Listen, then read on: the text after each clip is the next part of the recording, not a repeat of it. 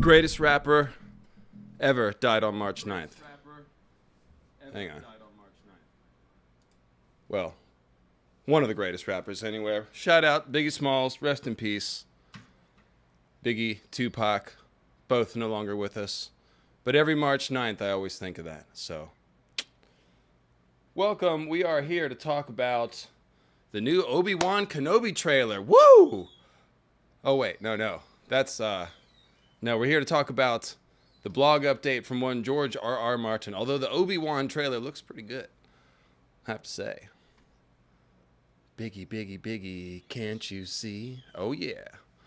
Grew up on that stuff. I'm old. Look it up. It's on YouTube. It's on the YouTubes. Everybody knows that one. But in any case, yes, welcome. I'm David Lightbringer. Welcome to Mythical Astronomy of Ice and Fire. I never say it. I just turn on the camera like you guys are supposed to know what show this is. This is the Mythical Astronomy Show. And we are here to talk about, like I said, George dropped a lot. It's not quite the end of the year, but it's not. It's like March. I was thinking it was like December. I don't even know what month it is. I don't think George does either.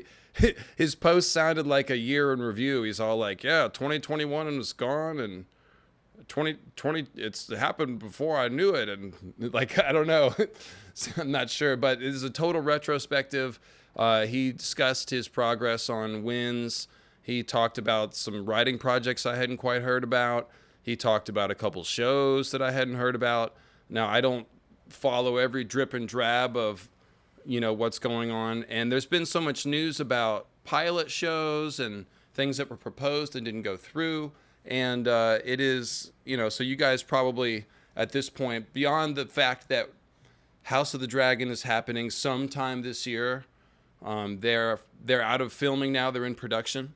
And we know that, let's see here. We know that the long night show that was called Blood Moon got canceled. And beyond that, there was a bunch of other pilots or something. Well, George has straightened us out. He's talked about the projects that seem to be the most far along. And there's some exciting stuff. Dunk and Egg. It seems like it's definitely getting turned into a TV show of some kind. So we'll talk about the 3 Dunk and Egg plots and how much story, how many episodes could be worked out of that. They're 3 short stories. So I think they could be expanded upon, but we'll get to that. Probably the biggest one is Nymeria, right, guys? Like, wow. This is something that's been talked about in the fandom for a long time. Yeah, hat tip, Ashaya from History of Westeros, she's been talking about this for a long time. I think she was the first one to really start harping on it. But yeah, it's obviously one of the best stories in the world of Ice and Fire. And we just did a whole stream called the Rhoynar. And we went through the entire journey. I'm going to sum it up here. I've got some of the art that we shared from Nymeria's journey. But definitely check out the Rhoynar stream. We spent 3 hours going through every step of the Rhoynish journey.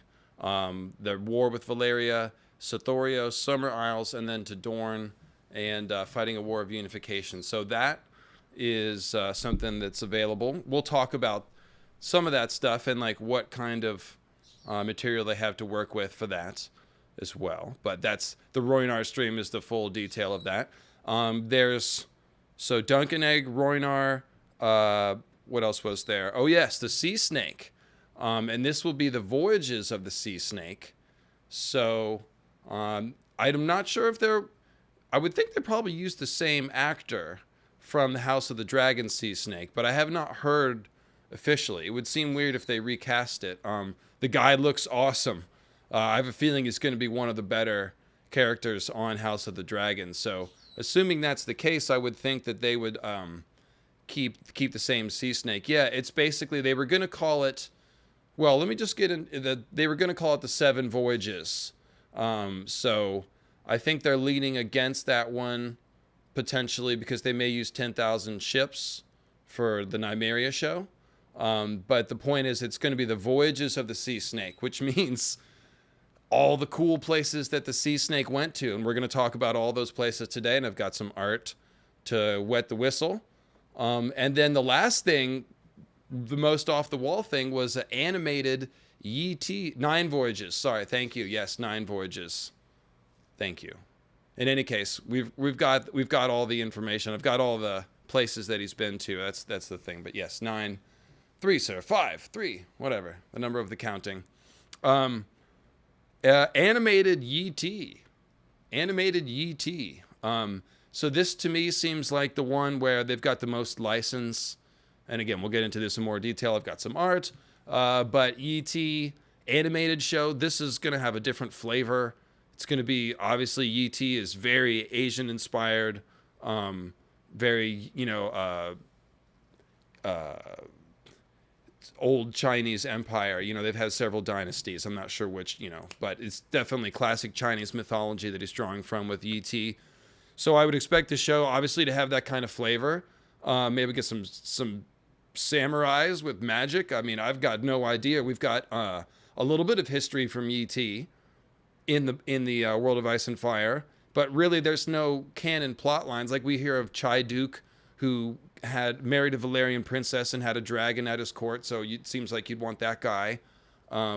There's been some insane emperors, and it just kind of glosses over it and says, yeah, there's been many dynasties and many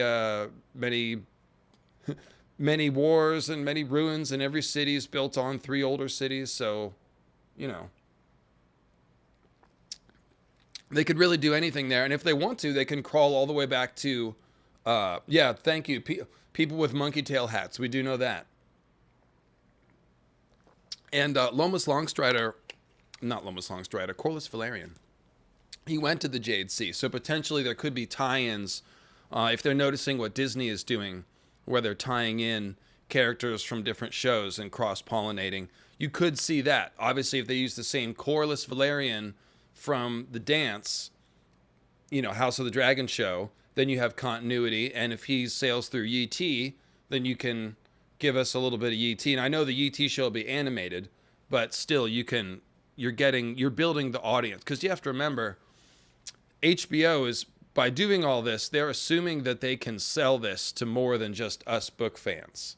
That's the whole point. Like, they're not going to make money on a show just selling it to us hardcore book fans. So whatever they do, it's got to appeal to the broad audience. So they're looking at all this material, and they're trying to see, what do we have to work with, basically. Hang on a second.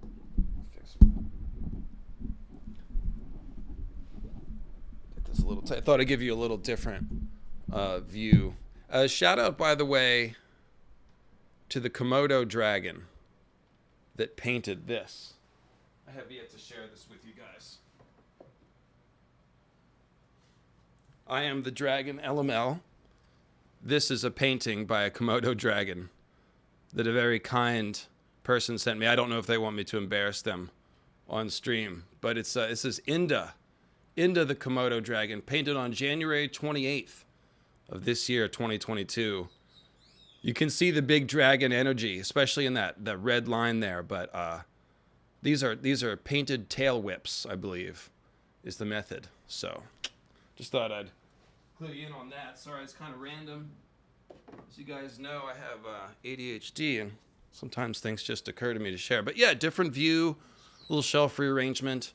So we got those 4 shows, and there's some other stuff in there. So let's go ahead and read the blog post, which I very thoughtfully retweeted on Twitter.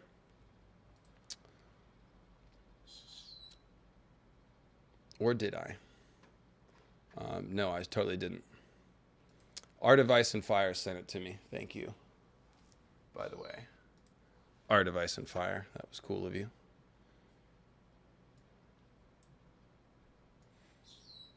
All right. So let's see if I could share this with you guys. Beep, beep, beep, beep, beep, beep, beep.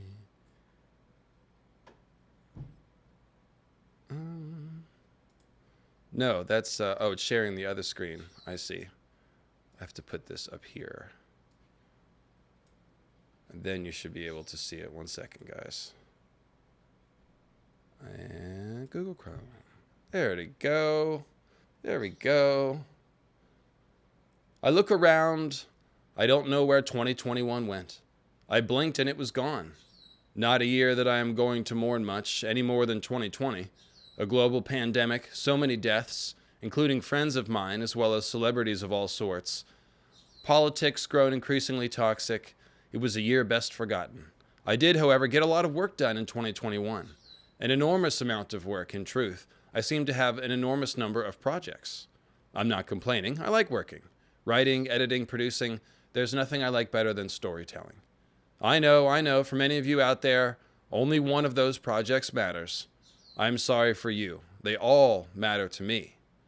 Yes, of course, I am still working on The Winds of Winter. I have stated that 100 times in 100 venues. Having to restate it endlessly is just wearisome. I made a lot of progress on Winds in 2020 and less in 2021, but less is not none. The world of Westeros, the world of A Song of Ice and Fire, is my number one priority and will remain so until the story is told. But Westeros has become bigger than The Winds of Winter or even A Song of Ice and Fire.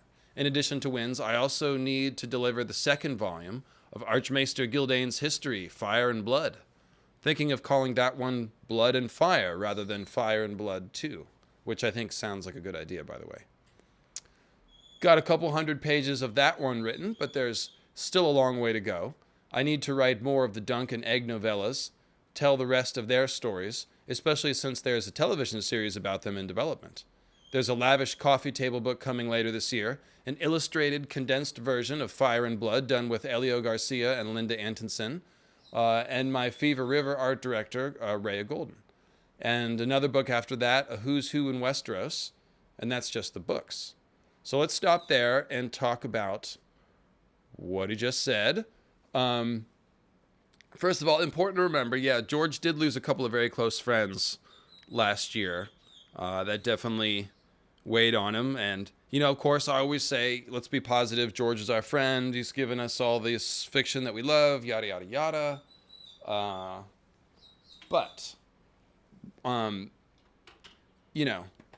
We're definitely here. We're allowed to talk about the delays and stuff. I saw somebody in the chat, afraid that I would, I know LML said there's no negativity. It's like, no, it's been 10 years. We could talk about it. I'm just saying, I'm just looking to avoid the sort of one-line comments. Winds will never come out. Give it up, dude. You get those every once in a while, and that doesn't help and stuff. But I'm not saying we can't talk about it. But in any case, George he's working on Winds. It's not done yet. He's making progress. He's gotten a lot done.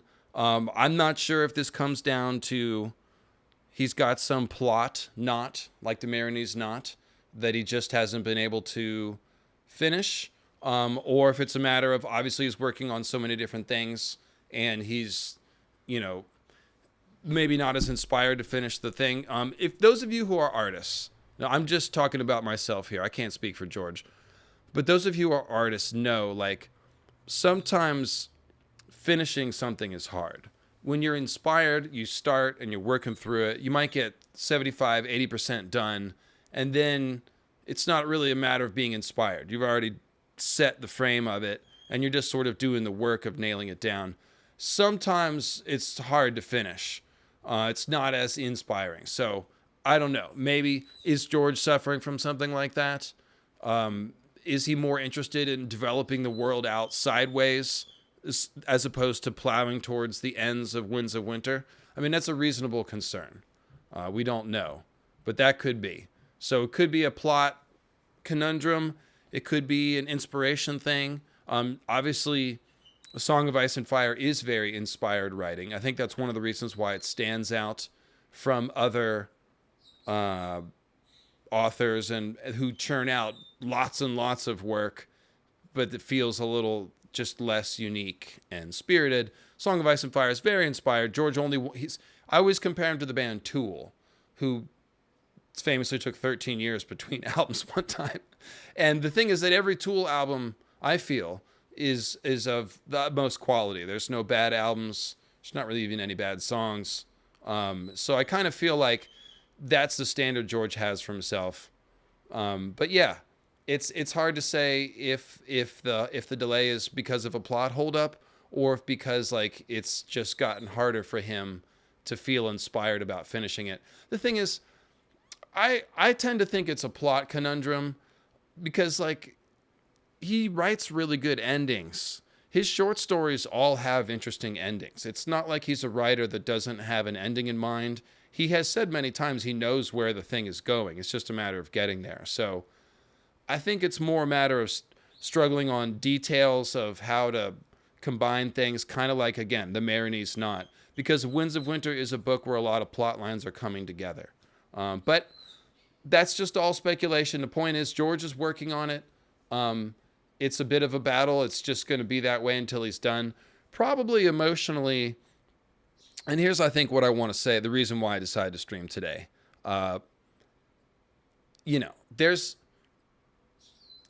mentioned all the different shows, and I'm about to get to George's rundown on the shows. But Dunk and Egg, a Yi animated show, a Rhoynar Nymeria show, and Voyages of the Sea Snake, showing us all the coolest places in the world. Like, these are the coolest projects that we could pretty much come up with, apart from a long night show. Like, if you or I, the hardcore fans, if we're sitting here trying to figure out what would we like to see, like, there's not too many other things high on the list. Like, we'd like to see Valeria, I'm sure. I'd like to see the Rhoynar at its heights, but we should see that on the Nymeria show. We should see it's got to start with the Rhoynar's war with Valeria. So, I mean, this is really exciting stuff.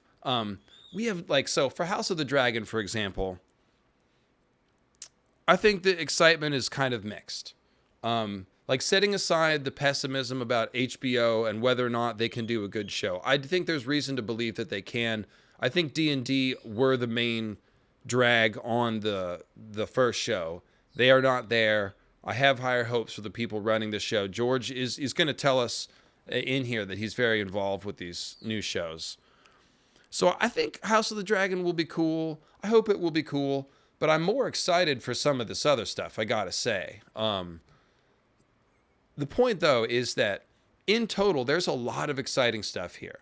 A Song of Ice and Fire is set to be a universe that expands and lives on after George is done writing, much in the way, George Lucas is still around, but he has now bequeathed the writing. And please, let's not start giving your opinion on various Star Wars media. I'm just making a broad point that when something enters the public milieu, the public consciousness as a story, it becomes a living myth. And I compare George's writing to mythology a lot for this reason.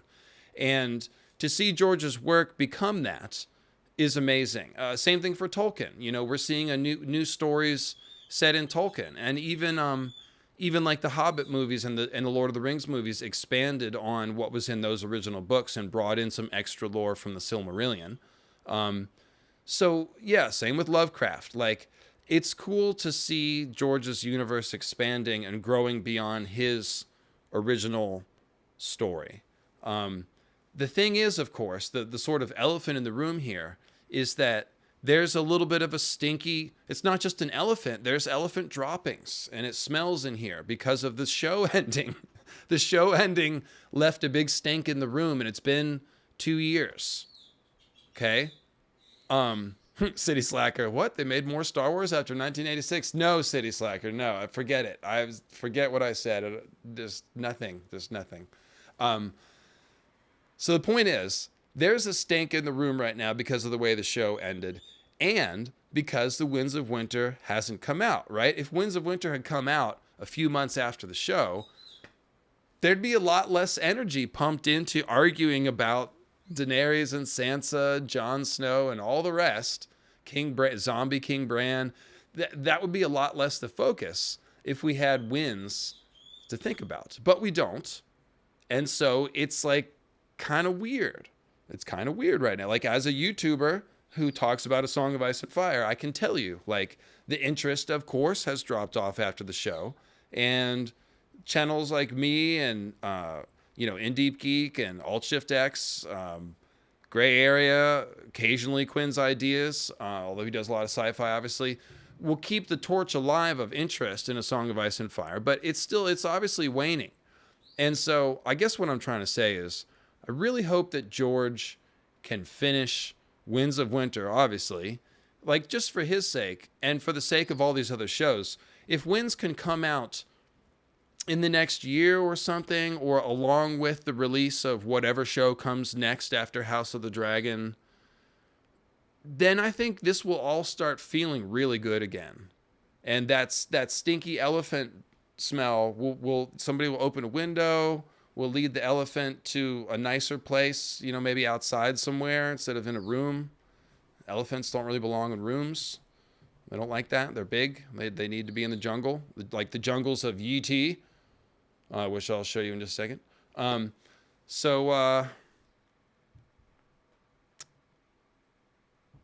I just hope, like, yeah, if George can do it, if George can bring Winds out sometime in the next year-ish, then I think all of these other shows will have a lot of life. The fandom excitement will come back, and it'll hopefully be a second rebirth of this Song of Ice and Fire fandom. You know, the fun will come back. We'll have all these new chapters to tear apart, new shows giving different angles. It could be really great. And George definitely realizes all of this, that it's pregnant, is pregnant with the knowledge of it, this letter here. You know, so I think, I just think if he can thread the needle, if he can get the book finished, then all of these other shows will be boosted. If the longer that Winds doesn't come out and they're trying to give us other stuff instead, and if it feels like they're giving us stuff instead, then people are going to be reluctant to even give it a chance. They're going to be reluctant to like it. Oh yes, Tracy, I'll definitely be judging talking about House of the Dragon. No, I'll be passing judgment. No, I'll talk about House of the Dragon for sure. If it's good, I'll cover it like a normal person covers a normal show. If it's some sort of train wreck, then I'll make a couple of videos about why it's a train wreck and move on. But hopefully, you know. Yeah, see, well, no, what you're saying is a certain sentiment that's in the fandom, Mugen Head Ninja. You know, I hate to be the guy who's just a downer, but I couldn't care less about any of the new shows being planned. And the reason you feel that way is because you don't have Winds. And this is my point exactly. If George can manage to bring Winds out, then everyone will be excited about the other shows, and this will all feel like a fun thing where there's books coming out and there's shows coming out, and it's a big happy fandom. But if he can't put out Winds and these other shows start coming out, they're going to be pulling against a drag, you know, of just that sentiment, which is not unreasonable. Not at all. I get that. So here's hoping.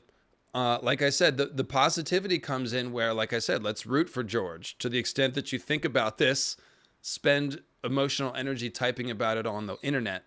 Let's root for him to get finished. But yeah, that's the realistic assessment, is if he can finish the book and get it out with some of these other shows, then it's all good. And the gravy train like I said, it'll be great for George. It'll be great for all the books and the actors and the shows, YouTubers like me. Everybody will be having fun, and the energy will be here. It'll be fun to discuss. So, no, the release of Winds of Winter wouldn't take any of the show's hype because they're just completely different mediums. If anything, it would add to it. And like I said, Winds of Winter is basically like a blockage in fan enthusiasm. The fan enthusiasm is tamped down or slumbering until Winds can come out. There's a certain amount of it that will not be unleashed, like Veritra holding back the waters. The need for TWoW is holding back the enthusiasm. There's no doubt. You know, how not? How not? 1 second, guys. I need to grab a lozenge. A lozenge. What did I do with those little friends? Sounds like I need to grab my cock, a 2, from the other room as well. Let me give you some art, and I'll be right back real fast. Gotta do preview, and then we can was just talking about Yi Ti. So here, this is Yi Ti Jungle by Henrik Zaringer. You can see Dunk and Egg peeking out from behind. Let's cover them up. One sec. Let me grab Claire.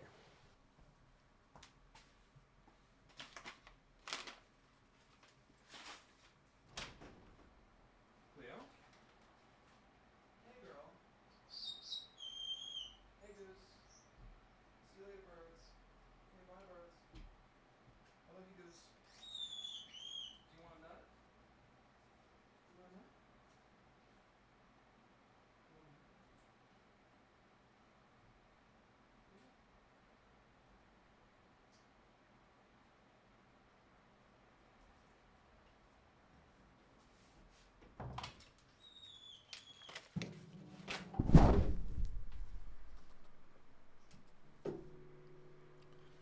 In case anyone ever wanted to, oh, that's not how I imagined it. Sorry, I'll get a hold of this thing. It's because I'm using a different computers here. In case anyone wanted to see what a damp cockatoo looks like. Come here, girl. Show everyone your dampness. Yeah. Okay. We got that down.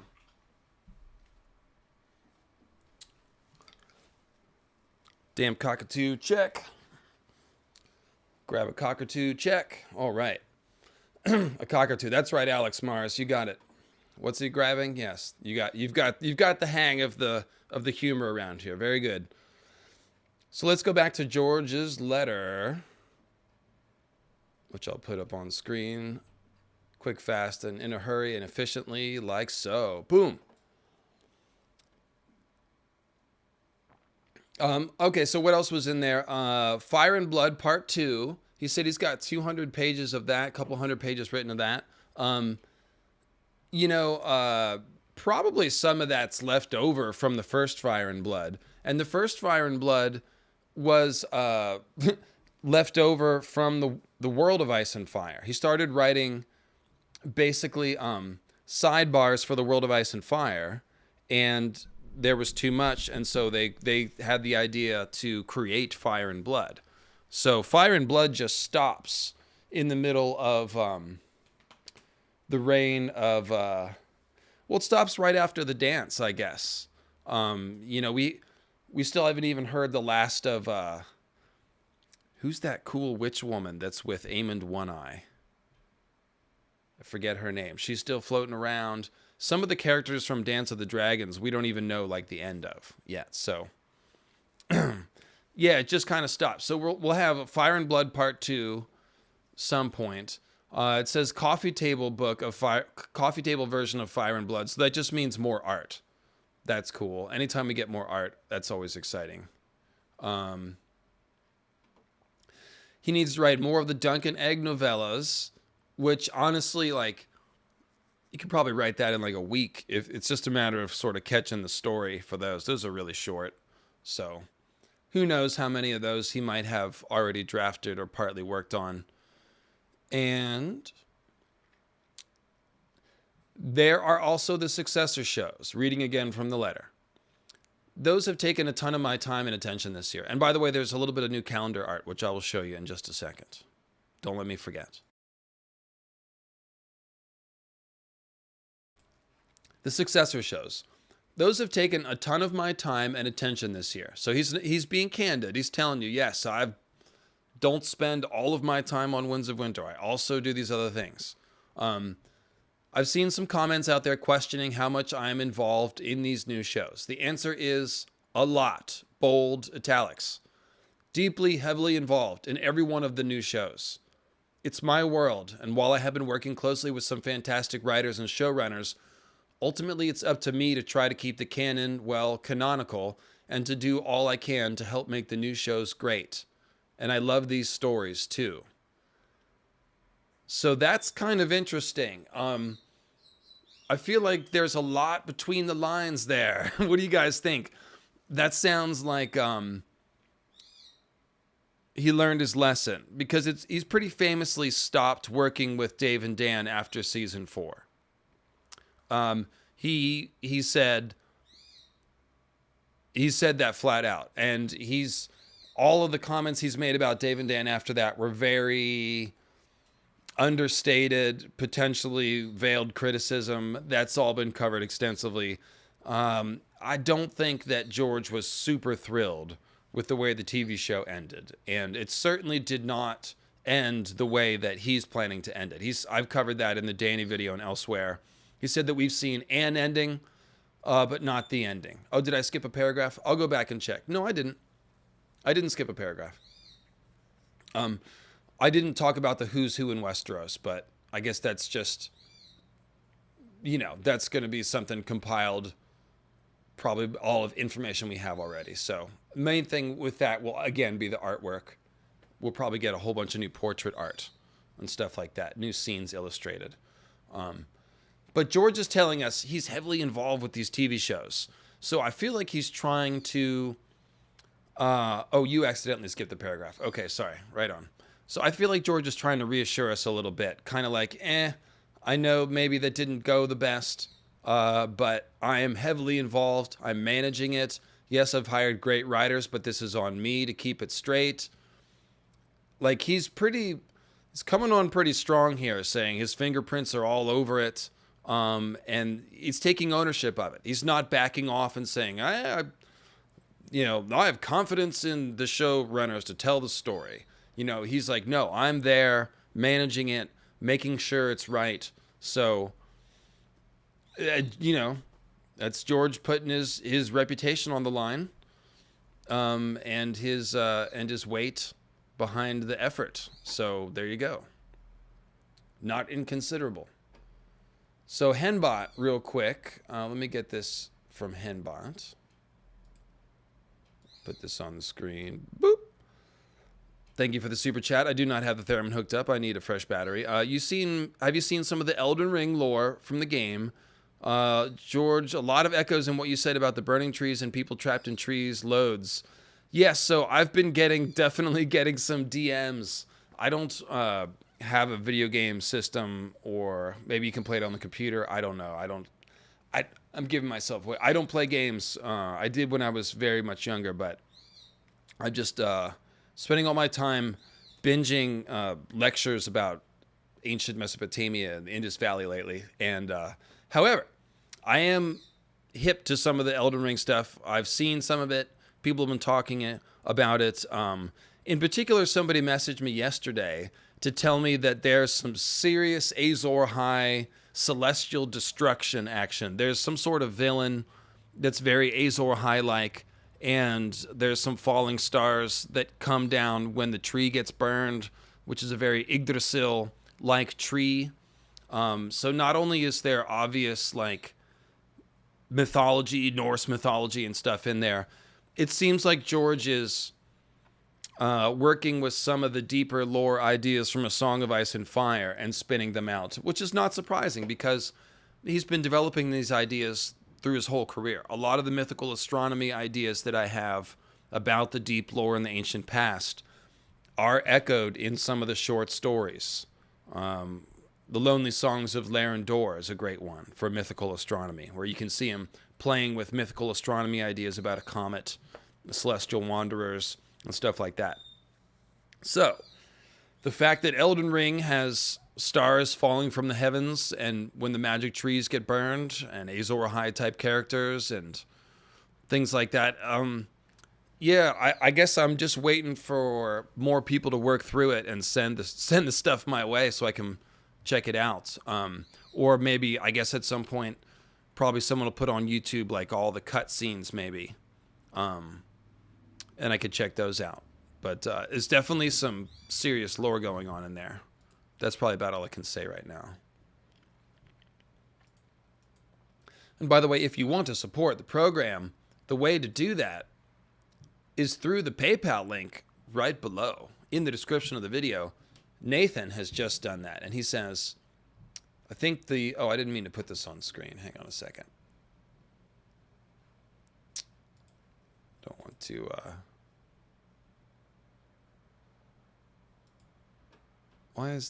okay, this is killing me, sorry.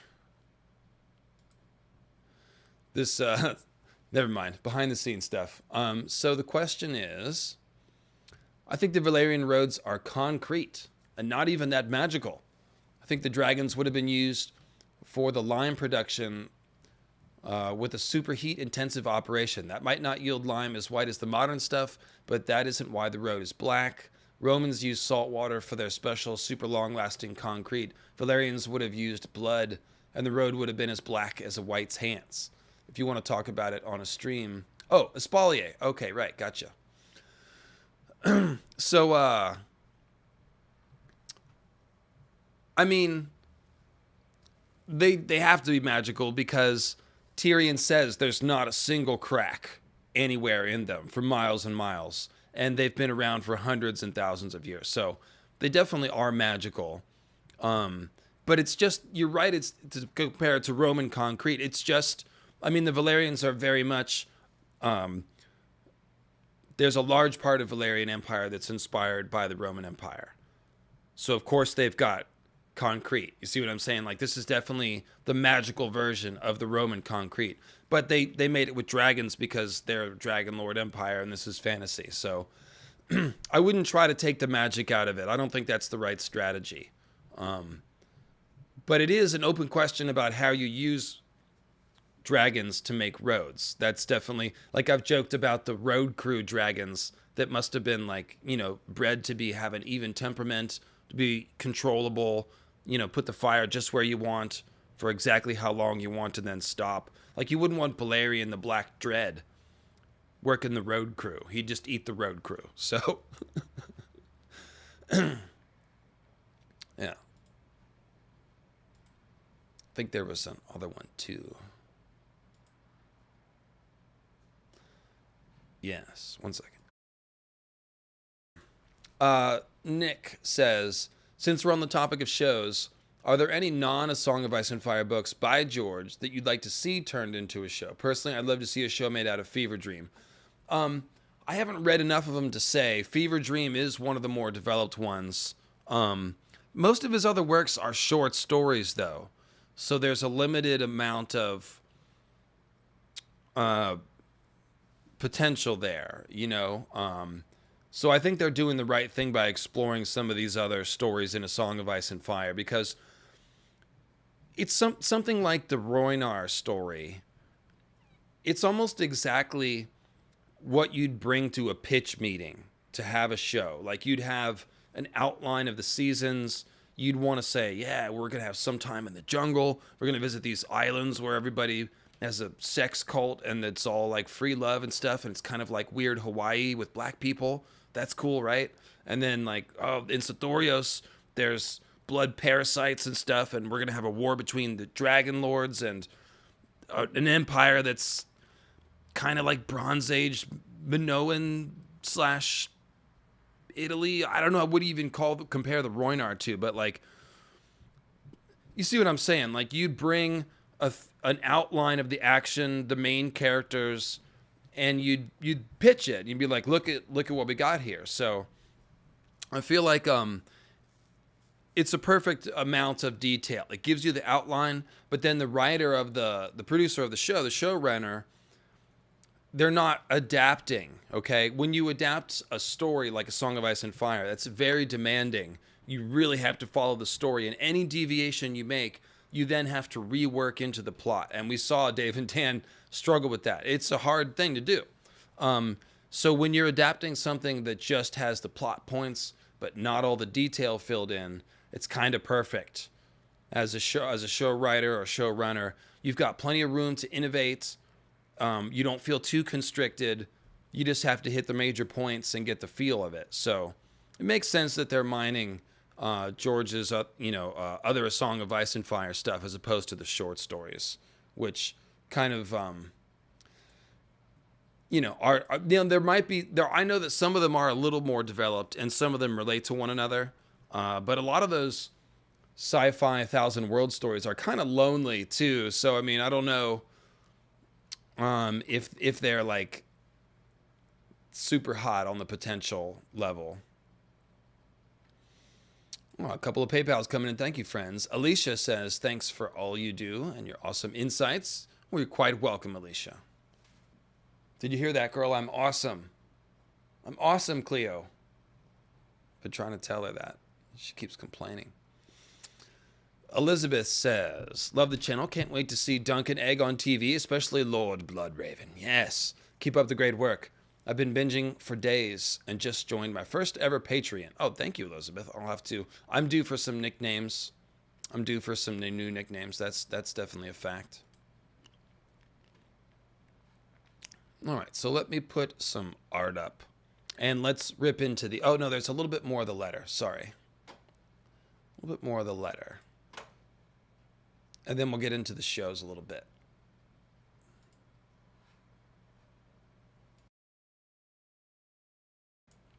So far, I'm very excited. Reading again, George's words. House of the Dragon has wrapped in London and is now in post-production. What I've seen, I have loved. I'm eager to see more.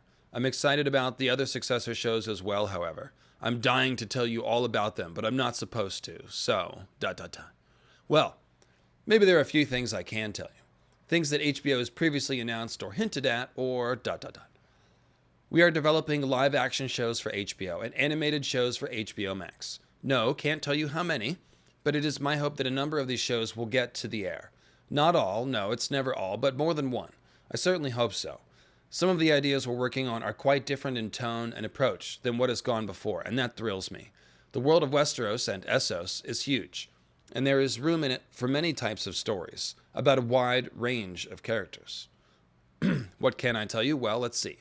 Bruno Heller, the creator and showrunner of Rome, is writing his pilot script for the Corlys Velaryon series. That one started out as 9 Voyages, but now we're calling it The Sea Snake, since we want to avoid having 2 shows with numbers in the title. The other one is 10,000 Ships, the Nymeria series. Amanda Siegel, our showrunner, has delivered a couple of drafts of that one, and we're forging ahead. The third, so they've got a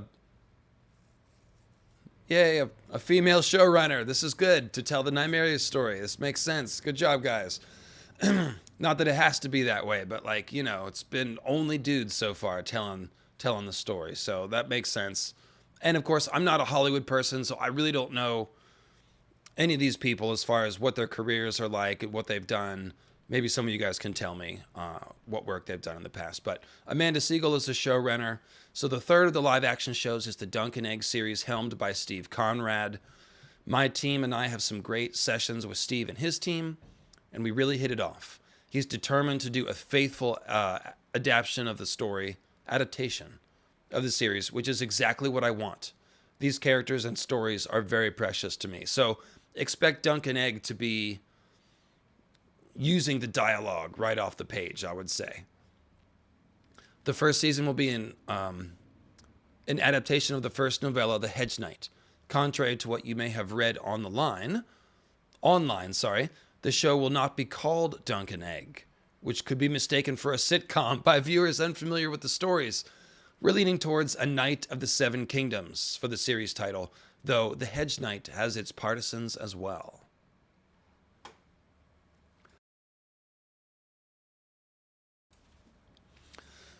Over on the animated side, well, I'm not allowed to talk about most of what's happening, except to say that things are moving very fast. And I love some of the concept art that I'm seeing. And wait, come to think of it, the news leaked several months ago that one of the animated shows would be set in Yi. That's true. Our working title is The Golden Empire, and we have a great young writer on that one too. And I think the art and animation is just going to be beautiful. I would tell you more if I could. I don't think I can say a word about the other animated shows. Not yet. So there's a lot going on. And House of the Dragon is coming soon. That's what you'll see first. And me? I will continue to work with the writers and showrunners and directors and producers on all these shows. Plus Road Marks for HBO. I don't know what that is. Dark Winds for AMC. Wild Cards. I know what that for UCP and Peacock. Right. Wild Cards is a series that he edits. It's kind of like a weird alt Marvel universe, and that's coming to Peacock. That would be NBC's streaming service. Night of the Cooters should be finished this month. What is that? I don't know. In addition to all that, let me say once again, yes, I am still working on Winds of Winter, and that's the update. So there you go. Shadow Demon with the tin foil about Winds of Winter. Okay, hang on. Let me hold that for just a second. That's good. That's a good one. Let me put a pin in that. All right, so, gosh. Actually, no, let me just do this real quick or else I'll forget. If John Conn is supposed to infect or kill people with the plague, George might be struggling to write parts of The Winds of Winter because of COVID. And he couldn't say anything because it would reveal a major plot point.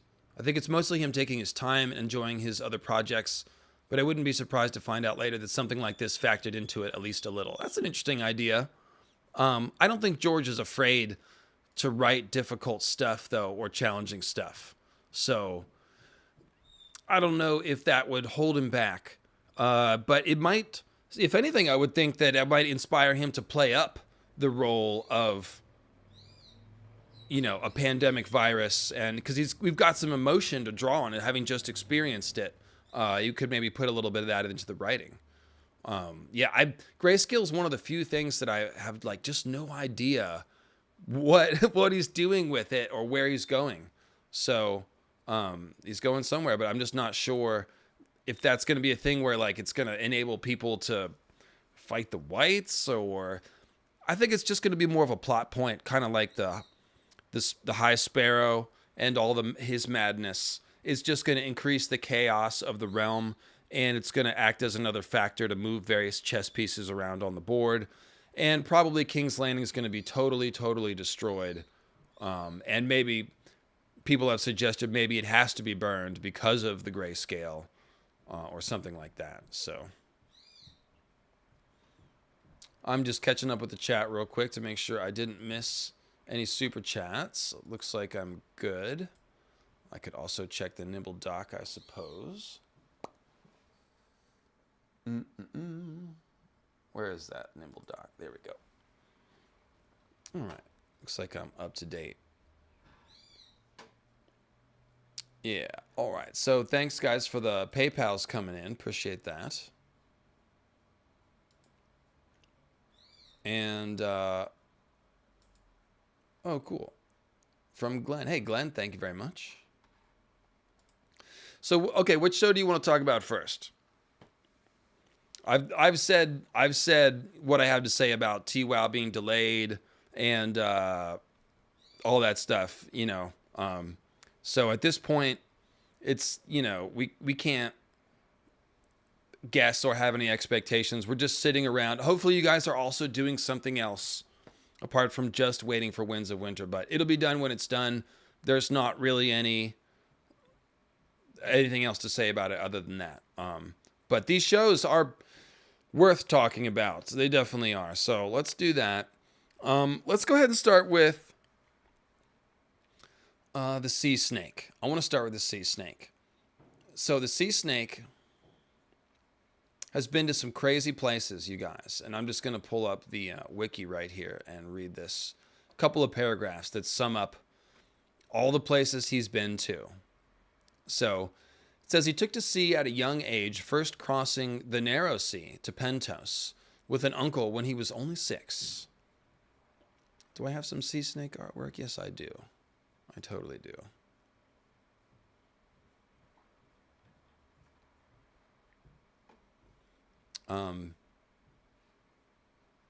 Oh no, I've got places that he went to. Yeah, let me finish reading this paragraph and then we'll get to some art. So he first crossed the narrow sea to Pentos with an uncle when he was only 6. Corlys would make such voyages every year that followed, working on the ships as a member of the crew. According to the captains he served under, they'd never seen such a natural sailor as Corlys. So he's not just a rich guy who sailed around because he had a fleet. He's a born sailor, okay? He became a captain himself at the age of 16 when he sailed the Cod Queen from Driftmark to Dragonstone and back. By the age of 23, Corlys was already a celebrated mariner. Corlys also sailed to Old Town, Lannisport, Lordsport, Lys, Tyrosh, Pentos, and Myr. He sailed the Summer Maid to Volantis, the Summer Isles. He took the Ice Wolf to Bravos, Eastwatch by the Sea, Hardhome, Lorath, and the port of Ibn. He also took the Ice Wolf beyond the Wall, but was unsuccessful in finding a northerly route in the Shivering Sea around Westeros. So that probably means that the lands of Always Winter go all the way to the North Pole, and there's no way to sail around, quote unquote. That's not the same as trying to sail, through the North Pole to get to the Gray Waste, which is a little different. This is trying to get around to the other side of Westeros, essentially. And it says he was knighted at some point. He sailed aboard his sea snake on 9 great voyages to Essos. During his first voyage, he sailed beyond the Jade Gates at Karth to Yi Ti and Leng. So Yi Ti and Leng, first place he went to. That's pretty awesome. And I'm actually going to switch to the art here. So this would be a shy, of course. But this is the first Leng that I showed you, Henrik Zaringer. This is Yi Ti Hills. I'm sorry, I said Leng, I meant Yi Ti. So this is Yi Ti Jungle, Yi Ti Hills, and downtown Yi Ti, if you will. Let me put this other stuff down so that we get a clean... Why is it doing this? Oh, it's also giving you this. That's why. Okay. There, that's what I wanted. Now I'm happy. Okay. So his first journey, he gets to Karth, Yi Ti, and Leng. So we know Karth. We've been there, but that's a city that could definitely be expanded on. So when you're trying to think like a TV producer here, you're trying to break your audiences in to new stuff with a touch of the familiar. So Sea Snake's already going to have been established on House of the Dragon when we start seeing his voyages, if this show makes it to completion. So we're already going to know Sea Snake a little. Then he's going to go to Karth. First thing, pretty much. So Karth, we're going to be reminded of Daenerys. Maybe they'll have a different cheesemonger to remind us of Illyrio. They'll hit a couple of the same beats. Stuff like that, right? They'll drop somebody in offline, be like, well, if somebody ever were to come here with dragons, or something, I don't know what. But then after that, we go to Yi Ti. So again, you've got a different series, an animated series about Yi Ti, but Sea Snake in his very first voyage goes to Yi Ti. So you can see the potential here.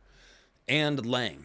And of course, Leng is so mysterious. We only have this one picture. We know that they're super tall, and they have weird golden eyes. The man here is a Yitish man, and the woman is a Lengi woman. So you can see, obviously, the Yitish man looks Chinese, kind of Mongol, a little Mongol Chinese, I would say. And the woman is more fantasy. She's 7 feet tall, and she has large golden eyes. Some sort of, Asian-inspired fantasy hybrid elf creature. So yeah, that could be cool. And of course, Leng has weird, let's just say they don't like immigrants and, what do you call them? Tourists. Yes, they're not friendly to tourists. So Sea Snake going to Leng is going to be dicey. That's going to be a case where he's going to be getting in and out with his life. Maybe we'll get hints about the old ones. We'll get some very strange sort of court. And remember, Leng has a city on the north side that is more like Yi Ti, and on the south side, one which is not. I wonder if I can add this. All right, that'll work. There we go. So yeah, you can see on Leng Yi is on the north side, and it is Yitish in culture. And so is Leng Ma. But Turene on the south, this is like the old culture of Leng. So, yes, please. Give it to me, please. I mean, you got to be excited about this, right?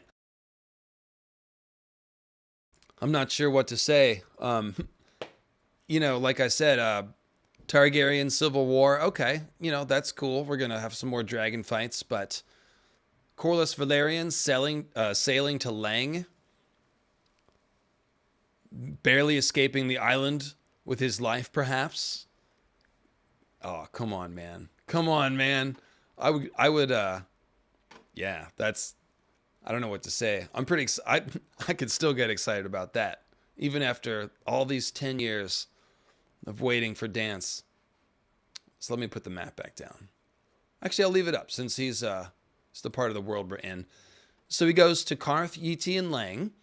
Then he returns with treasures like silk, spice, and jade, doubling the wealth of House Valerian. So that first run is what established him, kind of. So then he's like, maybe I'll go back. And indeed, his second voyage, also to the Jade Sea, he goes to Asshai, where, quote, he lost his love and half his crew. What's that? There's some sort of story there, right? That sounds amazing. Some sort of tragic romance. He lost his love. Well, what happened? Was she abducted in some sort of dark tavern in Asshai? Did she drown? Did she join the dark side and become a sorceress? Did she get recruited? Did she get poisoned? Did she handle the black stone when they told her not to? Did she break? Was Corlys young? Was he a jerk? Did he make some mistake that he's going to chew on for the rest of his life? We have no idea. But that sounds like a story. I lost my, instead of I left my love in San Francisco, left my love in Asshai by the shadow. That's pretty awesome. And half his crew. So that tells you his crew either mutinied or defected or died. It's unclear which. Then it says, at Asshai, Corlys also saw a ship docked in the harbor that he believed to have been the sun chaser of Alyssa Farman.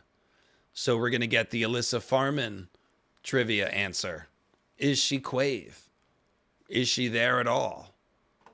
Is that her ship? I would have to think it is.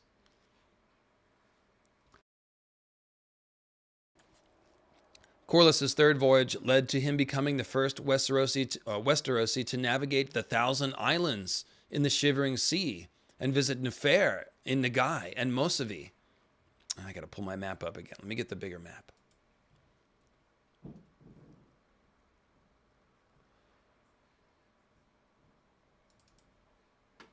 Boom. Can you guys all see that? Yes. No. Go away. Come back. This is the ET map. Go away, ET map. Where's the other map? Here it is. Sorry, I might have too many windows open. But that's okay. We're doing it. This is not the right map either. Sorry, I just went a little. I am above the law. There. I clicked on the wrong thing. Here we go. Now with art and visuals. The Mythical Astronomy Show. So we just said Mosavi, 1,000 Islands. So basically it goes north this time. Let's zoom in a bit. So his first voyage, he goes north and he goes to Lorath and Bravos, Castle Black. He goes as north as he can. He turns around. Then second voyage, Summersea, Jade Gates, Karth, Yeti, all the way to Asshai. So then the third time, he goes up here. That's crazy. So 1,000 Islands, Mosavi, Nefer. Remember, Nefer, they have an Azor Ahai legend there, the Tale of Neferion. And this is the last city of what used to be an empire of people called the Nagai. So perhaps back in Corlys' day, there's more than just Nefer. Maybe there's a couple of other settlements, or maybe it's just this lone dark city that he sails to that's even creepier. Not creepier than Asshai, but like we just have no idea what's going on there. And it's a city of dark sorcery. It's basically Asshai north. They have an Azor Ahai legend, so there is a connection to all the ancient lore there that we could build on. And definitely, I think this is where he stopped by the forest of the Ephekevron. If not on this one, then on a different one. Let me get back to the list here. Let's see. During his 9th voyage, so we're skipping ahead, he filled the ship's hold with gold and bought 20 more ships at Karth, loading them with spices, elephants, and silk. Only 14 reached Driftmark, and all the elephants died, but Corlys became vastly wealthy from the venture. So that's why there's no elephants on Driftmark. There almost would have been. He took the name Sea Snake from his famous ship. So, in addition to that, we also know that Corlys Velaryon visited the Ephekevron and didn't see the Ephekevron, but he recorded strange silences and carved trees, quote unquote. So that's something that I would assume on this northern like the sub. This is easy to make this exciting. Yeti, Karth, Ashai, that's easy. Lang, you'd really have to hit yourself in the head with a 2x4 to make that boring. This northern stuff is a little bit less obvious. Thousand Islands, they have weird fish people. They got them goddamn squisher offspring up there for sure, with them pointed teeth, as Nimble Dick would say. So that's fun. Squishers, right? Mossavi, it's just a cold forest, and that's kind of where he turned around because it was just boring, and that was that. So what's the exciting stuff? Well, it's Nefer and Ephekevron really would stand out. So maybe he stops by Ib, probably. You get to see the Ibonese. That could be really cool. If you read the description of the Ibonese settlements in the World of Ice and Fire, it's pretty crazy. It's like, it's almost like Neanderthal,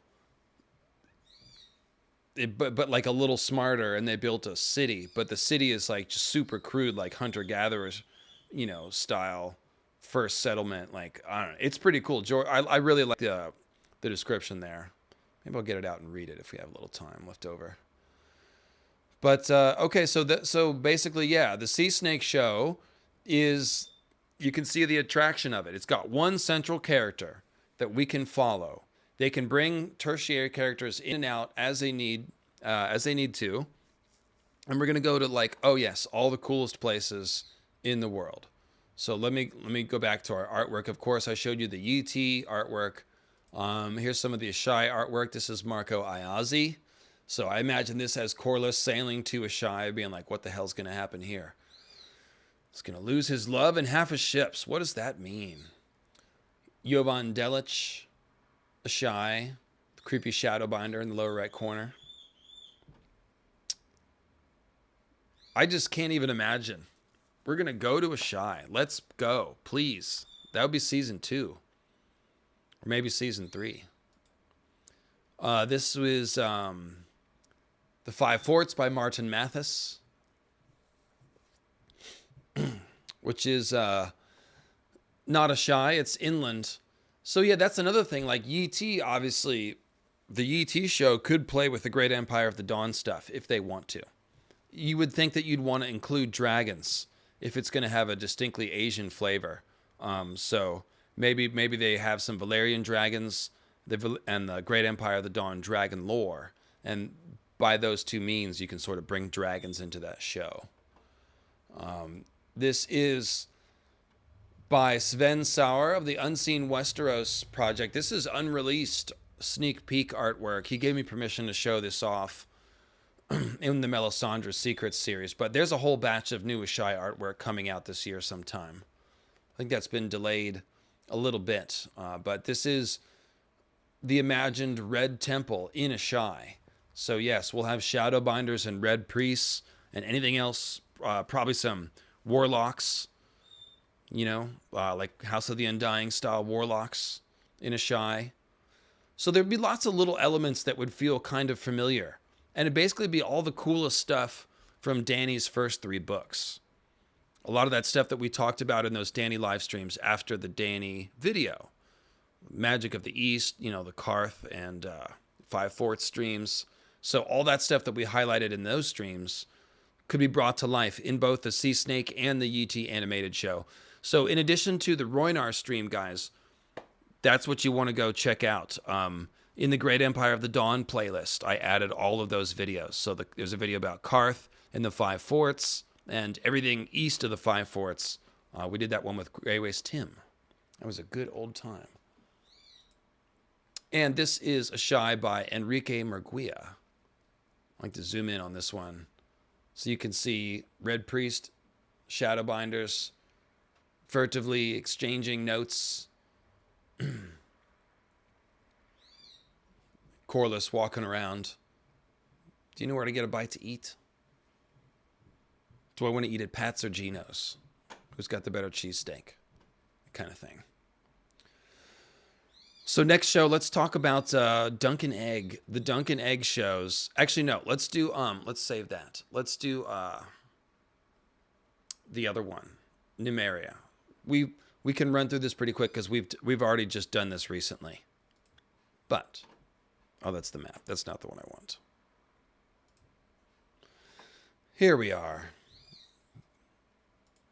Down, Mr. Map. Down, Mr. Shy. There we go. So this is Nymeria leading the 10,000 ships by J.K. Drummond. This gives you an idea of the braveness of our warrior queen. Nymeria is... I think Nymeria is the only figure that could pick up the mantle of Daenerys. There's your hot take for the stream.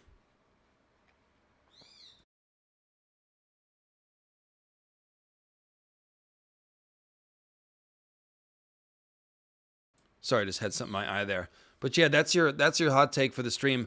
Daenerys is one of the most powerful characters in the history of fantasy, fiction, television, whatever you want to call it. Lover or hater, everyone talks about Daenerys. She's been one of the most impactful fictional characters on pop culture. There's no debating this. So there's not a Daenerys in House of the Dragon. There's not. The characters in House of the Dragon are pretty tragic. Rhaenyra has been compared to Dany, but she's a lot more like Cersei. In fact, Rhaenyra and Cersei have many, many parallels, including 3 children with secret bastard parentage, one of whom is named Joffrey. Rhaenyra will rule King's Landing for only a short time before collapsing under the weight of her own paranoia. That's exactly what Cersei is in the middle of doing. So there isn't a Dany in House of the Dragon. There's not. There's just nothing comparable. There is bits of heroism in House of the Dragon, but it comes from a lot of different characters at different times. So like, for example, Adam Valerian, young Daeron Targaryen. Is it Daeron? The one with the Tessarion, the Blue Queen. He's only like 15, but he rises to defend the town. Daemon's daughter, the Baela, riding Moondancer. There's little bits of heroism, but House of the Dragon, it's going to be a tough one, dude. It's mostly really dark stuff. It's going to be for people who like those medieval period dramas where basically everyone is corrupt and everyone's fucking each other behind their backs and all that stuff. Plotting, murder. That's House of the Dragon. Nymeria is somebody that can inspire, that can catalyze. People will debate her decisions. She's going to be a woman in power. She's going to be making decisions. Her decisions will be controversial. There's a lot of no right answer situations that she gets thrown in. So they'll second guess. They'll hold her to a higher standard than everyone else, and all that stuff will happen again. But underneath will be a character that will be very passionate. They'll be leading their people both on a voyage, occasionally into battle, putting themselves on the line. She starts off the story challenging Garen and the other princes of the Rhoynar and their decision making. So this is an amazing character, and the show will be built around Nymeria. She is the constant. So yes, if there's anybody that can sort of make you feel the feels of Daenerys, it will be Nymeria. So I really hope the casting will be very important on that one, and the writing and directing for that character. So that's why I kind of think it's good that they have a female showrunner. Again, not that only a female showrunner could tell Nymeria's story or anything like that. But that means that we'll get that unique perspective that a woman brings that a man doesn't, quite frankly. And for writing a nuanced female character that we're going to live with for several seasons, I think this makes sense. So hopefully they'll handle this really well. And we'll get to see the Rhoynar, right? The Rhoynar civilization. So I've got some Rhoynar artwork. Let's show that. First of all, this is more Nymeria. This is Nymeria and Mors Martell by Carla Ortiz. So this is when she gets to Dorne. And yeah, and that's the ending. The ending is a war of unification in Dorne. So more action, and then bringing it back to Westeros. This is Queen Nymeria in Dorne, and on the left, and on the Rhoynar on the right. And that's a map of the Dornish War, which I didn't really mean to put up. Let's see. I've got more. Nope, not that one. It's the Dunkin' Egg. I thought I had. Okay, I might have to pull it up fresh.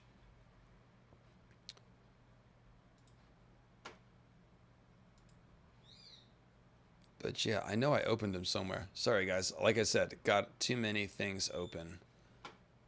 What was I looking for? It was the, oh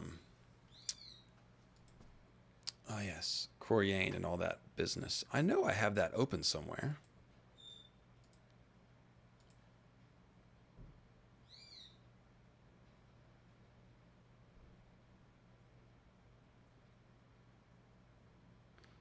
I probably just closed it by accident. Okay, so let me get some Rhoynish cities up on the picture here.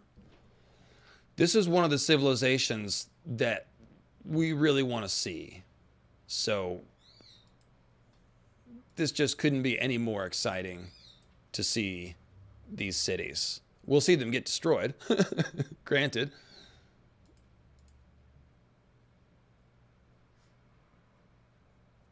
Perfect. Okay, there we go. So this is Rhoynar by Falk Boge, and this is the one. The Rhoynar stream uses this image for the cover. So as you can see, it's a little bit of Egyptian flavor, a little bit of just, like I said, maybe Minoan, or I don't even know what's compare the Rhoynar to. Probably we should think more Mediterranean. That's probably, yeah, probably more. Well, that's why I said Minoan, Greece, Phoenician, even.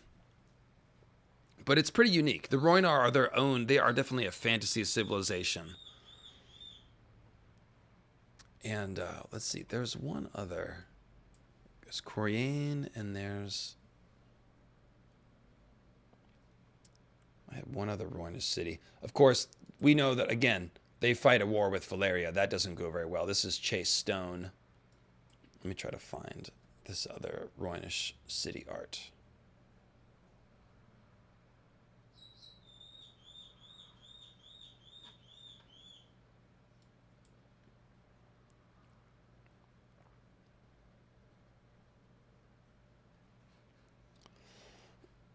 I can't remember the name of the Rhoynish cities. That's the problem. I'm blanking out. Let's see.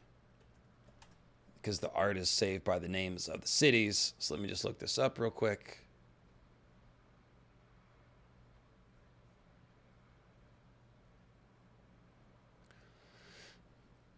Oh, that's right. It's Sarmel. There we go. This is, you'll see why I took the time to find this. This is Sarmel by Benjamin Schulte. So this really gives you an idea of what they could build for us. Just the most amazing sort of, I say Bronze Age. Obviously the Rhoynar did have steel, but the vibe of it is, like I say, Bronze Age, Minoan, or, you know, Greek culture, something like that. Maybe a little, like I said, a little Egyptian, Mediterranean culture, just in general. But they could really have fun with that. Like, they could give us a whole season just leading up to the war with Valyria, and then end the first season with the war with Valyria. And then season 2, they're fleeing down the river and just sort of getting to Sithorios. They have a few run-ins with pirates, and they get to Sithorios, and it's like, and everything is better. But then they leave you with some horrible glimpse of Yin at the end of season 2. And then season 3 will be all in Sithorios. Just having a bad time. If you're going to have a bad time. And let me pull up a little Yin. I've definitely got more than a little Yin, to be honest.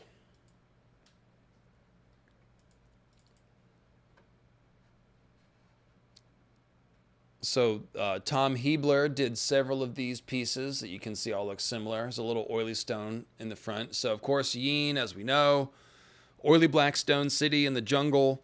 The oily black stone seems to repel the foliage, so the jungle doesn't grow over the stone. It's a bad place. We talked about it on the Rhoynar stream, but George is drawing from the lost colony of Roanoke.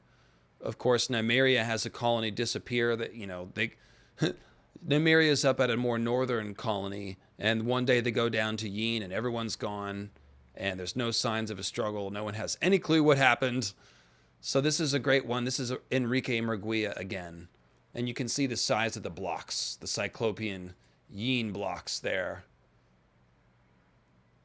So it's a bad place. Isle of Toads is around here. Pirates, oily stone, every kind of creepy magical parasite and icky jungle thing you could think of. That's what they're going to be wading into in season 2 and 3 of the Nymeria, the 10,000 ships, I guess is the working title. This is Tom Hebler again, wide view, and this is a close-up shot, so get the idea. Very creepy. Very, very creepy. And then, of course, Coriane becomes the Sorrows, which Tyrion sees, and we read that Tyrion chapter on the Rhoynar where he sails under the Bridge of Dream, and you can find that. It's called the Bridge of Dream. And this art is by, I don't have the artist for this one. That's right, I couldn't find it. And then this one is Philip Straub. Very, very murky. And I like this one because you can see the torches on the right on the bridge of the stone men. And this really, like, it was hard to picture how they're sailing under a bridge that goes across the whole river, but this is what it would have looked like. Something like this. It's very realistic. I also love the dim, foggy sun. The long night sun honestly might have looked like this. Like this maybe was all the sunlight you'd ever get through the smoke cover. I don't think it was necessarily pitch black. But if it was always like this, then you would say the sun was hidden for years because you never really saw it. So there you go, friends. Those are the new shows that we have coming up. And like I said, that's all pretty fun stuff. I'm I'm pretty much excited about all of this more than House of the Dragon. And I'm not unexcited for House of the Dragon. As long as they give me Daemon Targaryen jumping from dragon to dragon and jamming his dark sister into that bastard Aemon One Eye's Sapphire Eye, then I'll be good. But we'll see. But no, I think this is a lot more to get excited about. So again, the big question is still Winds of Winter. If George can get Winds of Winter done when some of these new shows are coming along, then everyone will be having a big party. If he continues to struggle with Winds of Winter and can't get it out, and they try to give us 2 and 3 more shows, that's going to be tougher. It's going to be a tougher sell.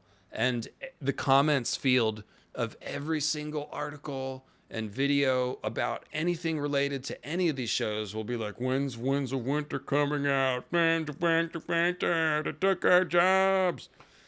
So, these are typing hands, by the way. I'm not making fun of anyone. These are the typing hands of the dumb YouTube commenter. So, just to be clear.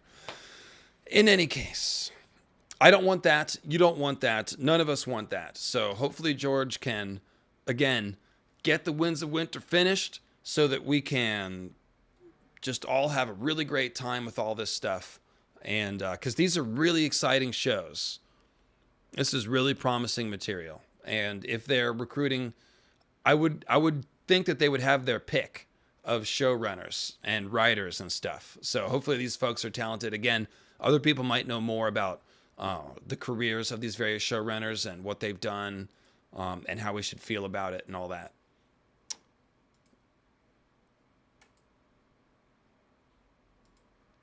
And yeah, so let me see here. And oh, thank you, Minty. I appreciate that. Shout out to Minty, who's Not here. I'm very sad. I'm very sad. We're trying to do a visit here soon, guys, but I am parted from my dear Minty right now. All I have is these tasty Arctic Altoids mints. An obnoxious T-Rex. Yeah. Those are kind of like T-Rex arms are usually like, I usually use the fingers like that. But cool, guys. Well, last call for questions. I'm not going to keep this going too long. We pretty much hit all the shows. I want to keep it nice and tight for everybody. But if you have questions or comments about the shows or about wins or just what's going on. Oh, the calendar art. The calendar art. Let me get you that too. Minty, don't leave yet. You want to see this. This is good. No, you can leave. She's got to go to work. It's fine. If you got to go to work, honey, it's fine. But peep this.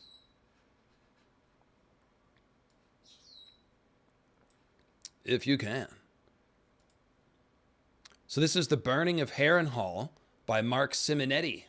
We'd never have enough Burning of Harrenhal pictures. Never enough. So, of course, featuring here, the highlight of this image, so we finally get some black fire. I mean, it's one of the coolest things. Oh, check the doc. Okay, that means I must have missed a super chat. Excellent. I will. Thank you, Minty. Yes. Let me get the Nimble doc. Let's see. Dudesy. 6-month member. Didn't leave a question or comment. Just piped up to show off the bona fides. And Imagicat, 6-month squisher, says, looking forward to the new shows and your coverage of them. Thank you. Oh, God. You had to bring this up. Lord Luke Lightbringer. Brandon Sanderson wrote 5 novels during the pandemic, yet we're still waiting for Winds of Winter 11 years later. Yes. Yes, you had to bring up Brandon Sanderson. So, look, Brandon Sanderson is a very productive writer. There's no doubt. I respect and admire Brandon Sanderson. He's great for the community, great guy. He has a writing podcast called Writing Excuses, which I've learned a lot from. So I can't really say a bad word about him.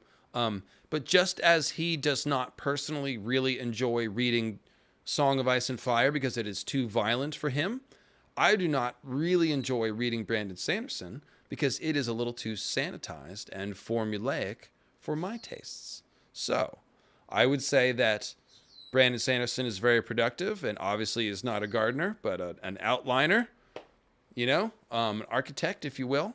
But I just wish Brandon Sanderson could mail George like 1% of that. Just 1% of that energy would be nice. And yeah, I was worried that Brandon may have set George back. Just like, I can imagine George reading the tweet about his Kickstarter and the 5 new books that he read and just like throwing his old computer on the ground. Be like, that's it, I've had it, Sanderson. Damn you, Sanderson. I don't know. I've got no idea. But no, more power to him.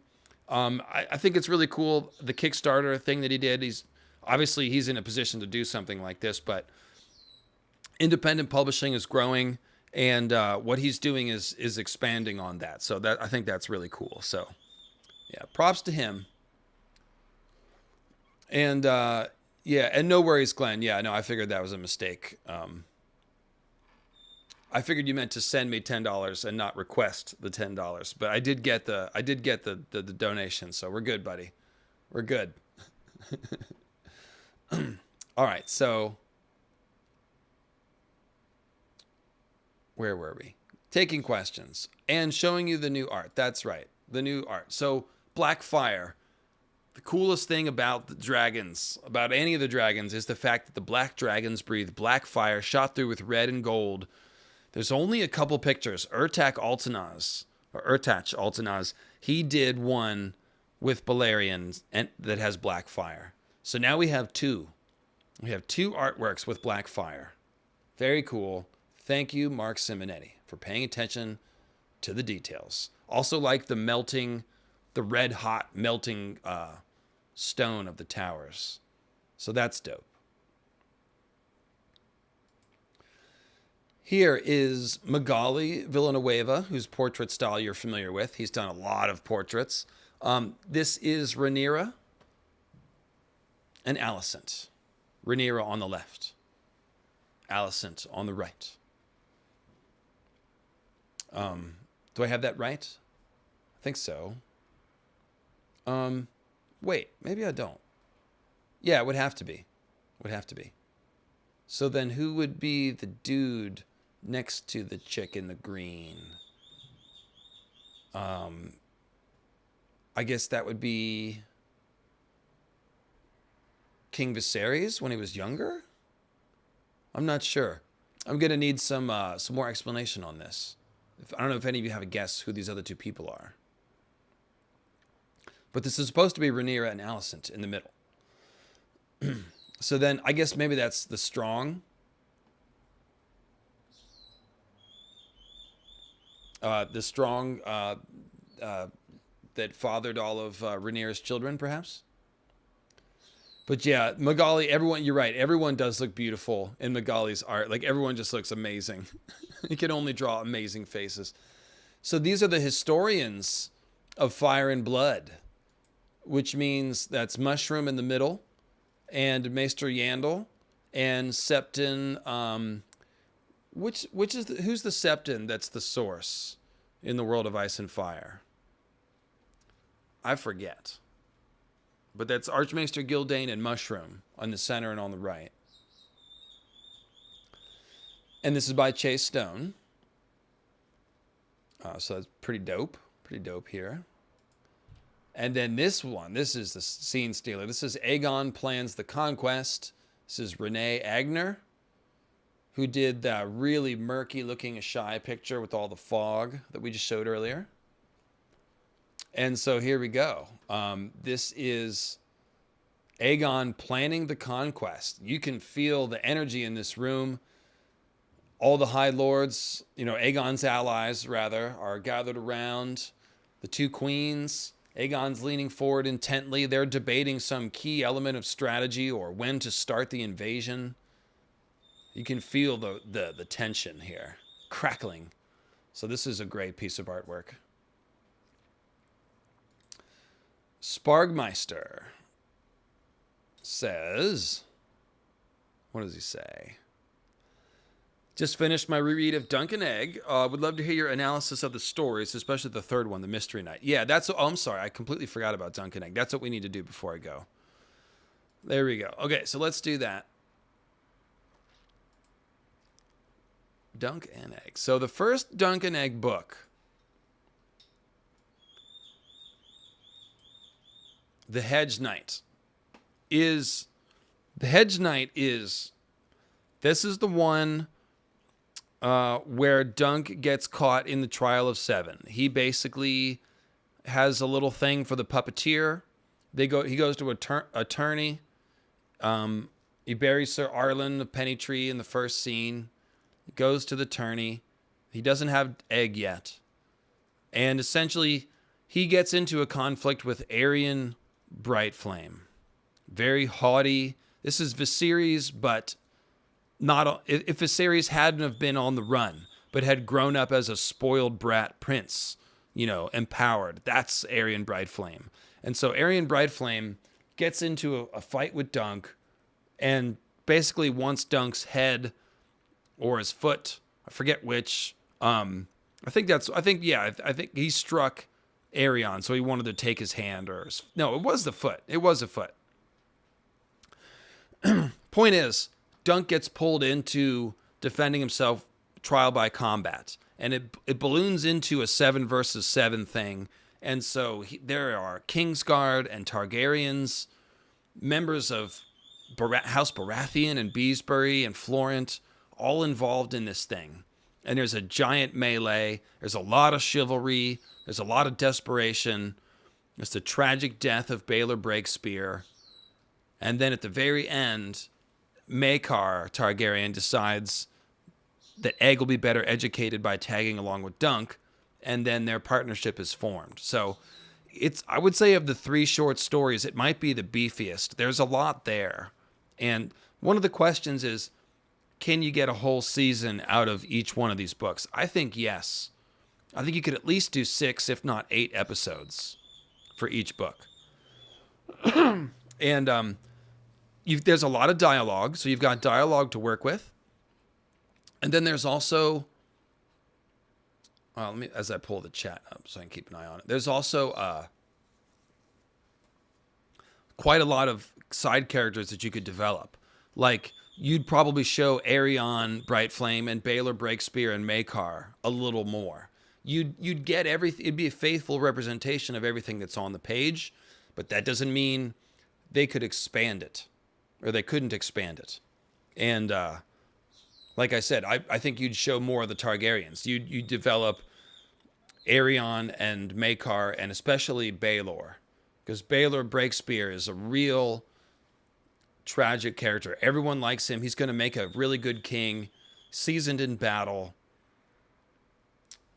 And of course, over the shadow of the whole thing is Lord Bloodraven. He doesn't appear in that one, but he's talked about. So you could even work Bloodraven in there. And in fact, I think you would. Okay, let me talk about this. And let me get some Bloodraven art. And let me adjust my microphone.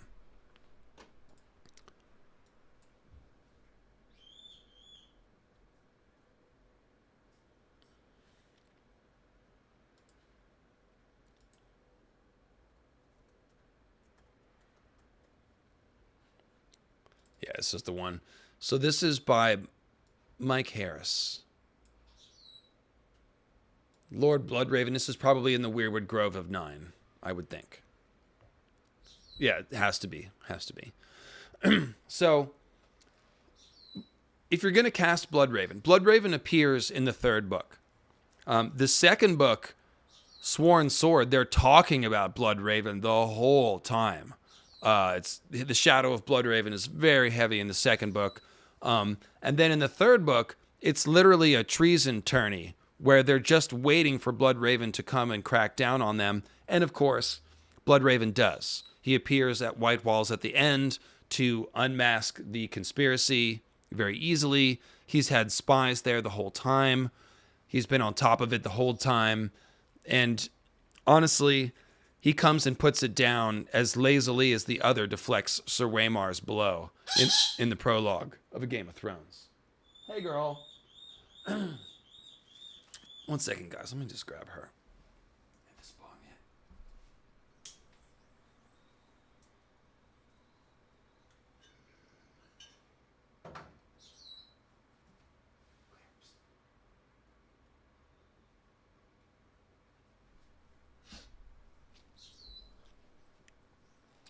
Come here, pretty. So, if you're going to have Bloodraven appear at the end of the 3rd book, it would make sense to me that you'd go ahead and cast him for the whole thing, and then actually have him appear a little bit more in the 1st and 2nd seasons. Doesn't that make sense to you guys? Again, I mean, I guess you could just cast him for the 3rd season. We don't know. There's supposed to be 7 Dunk and Egg books, and we have no idea if Bloodraven would be in any of the other ones. But he very well might be. It seems like he would be, because after the 3rd book, the relationship between Dunk and Egg changes a little bit. Egg is now an official Targaryen. They still travel together, but it's going to be different.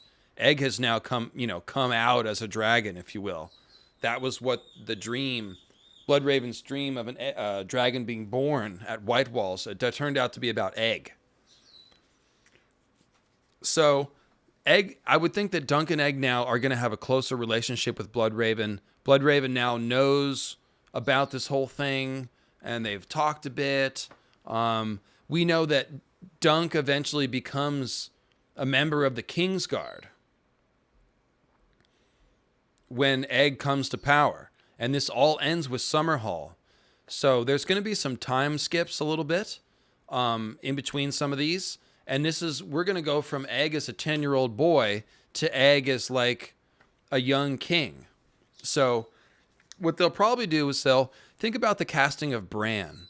When the show started, Bran, the actor that played Bran, I don't know. I'm guessing he was probably about 12. Isaac Hempstead or whatever. He looked a little younger, so they could pass him off as younger. But then once he hit puberty, he got real tall and he looked a lot older. And by the end of the show, Bran looked like he had aged like way more than the other characters. So I think one of the keys with the Dunk and Egg show will be casting Egg at just the right age where they can make him look like a boy for the first couple, but then when they time skip into him becoming a prince and a king, he'll be at least 15 or 16, the actor. And so then he can look like somebody that you would believe is now coming to power. And I don't know how old he is officially when Summerhall happens, but I don't think he's very old.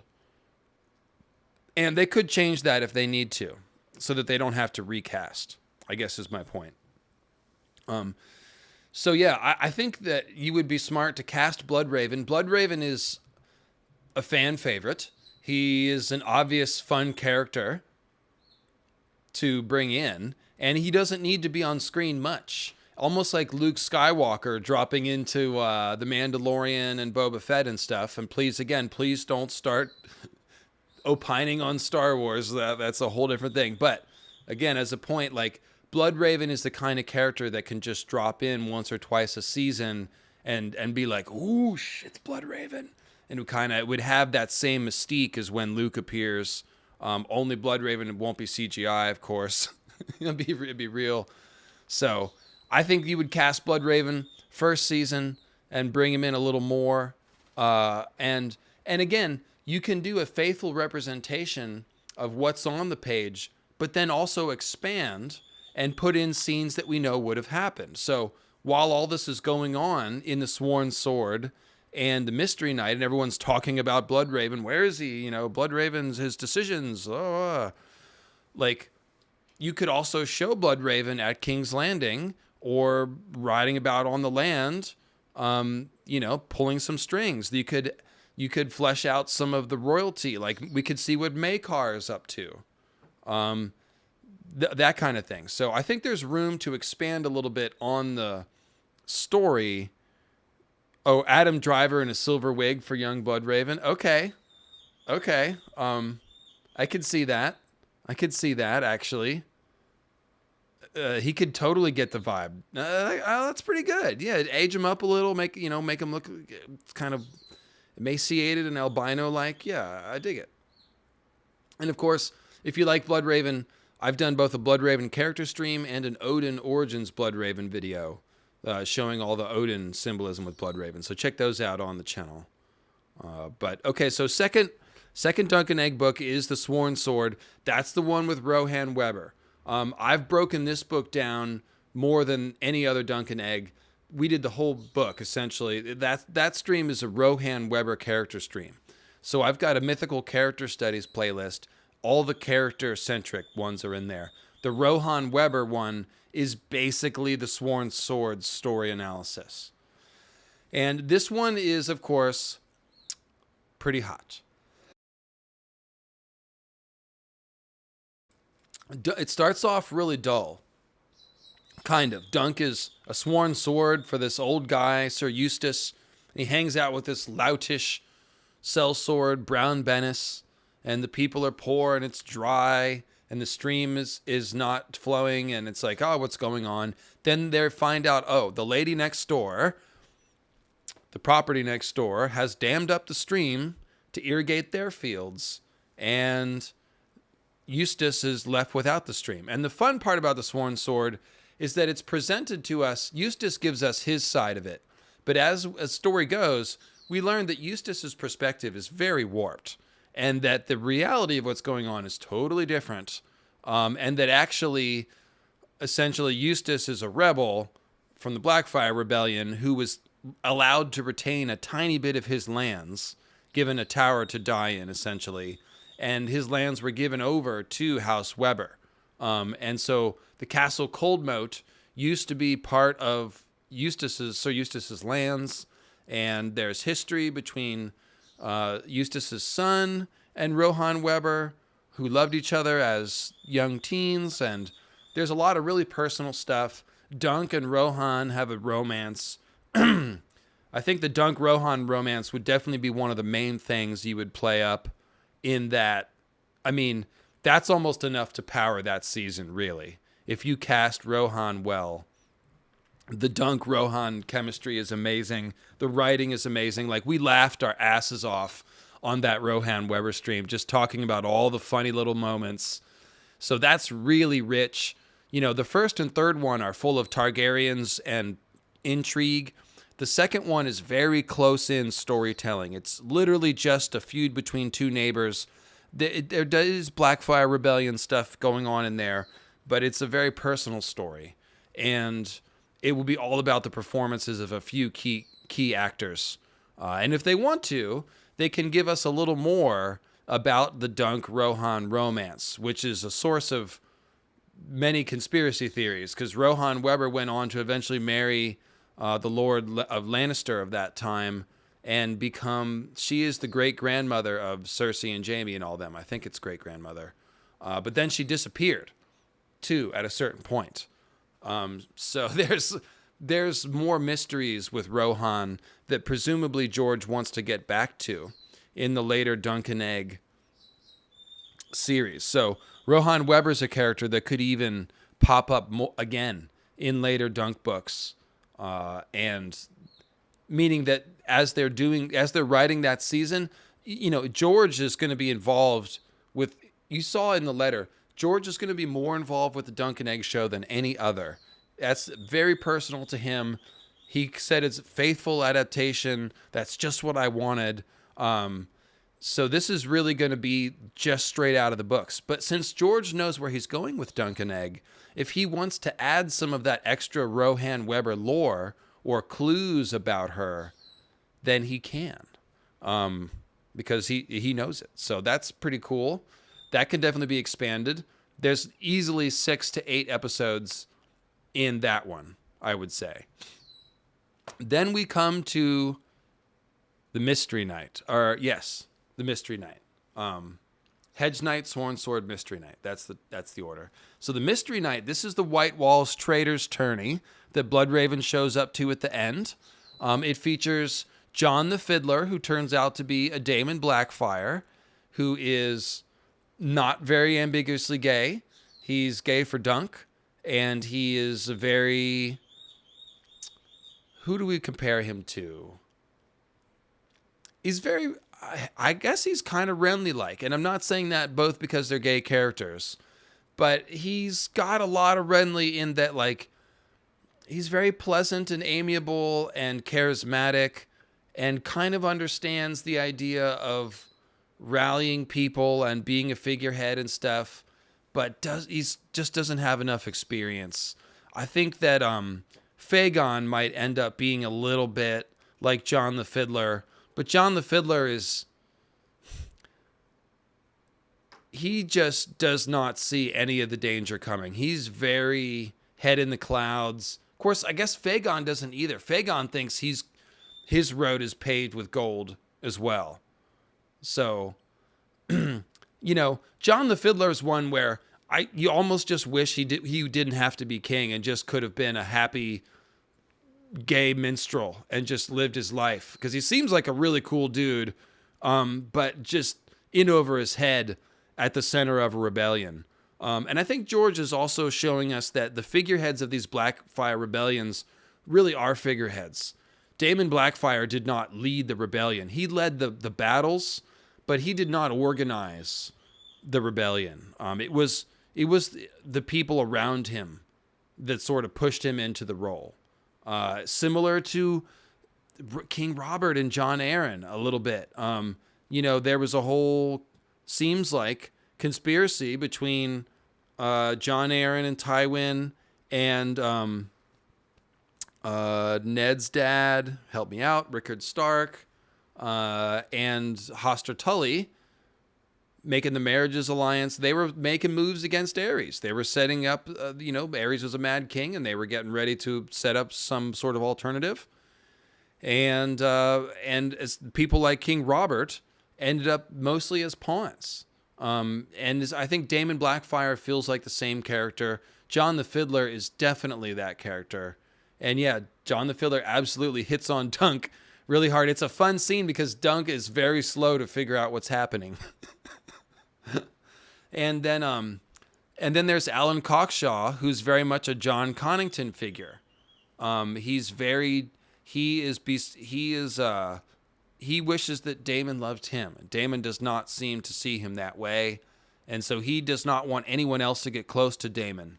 So he is essentially trying to fence off Daemon and say he's mine, even though Daemon hasn't shown any interest in him, which is a messed up thing to do to somebody. Just speaking from experience. But in any case, we won't talk about that. Come here, good girl. So there's definitely a lot of story there. There is a Fireball, and there is Uthor Underleaf. There's a lot of good hedge knights. It's a whole big tournament. There's lots of Blackfire undercurrents. And John the Fiddler's whole conspiracy and retinue.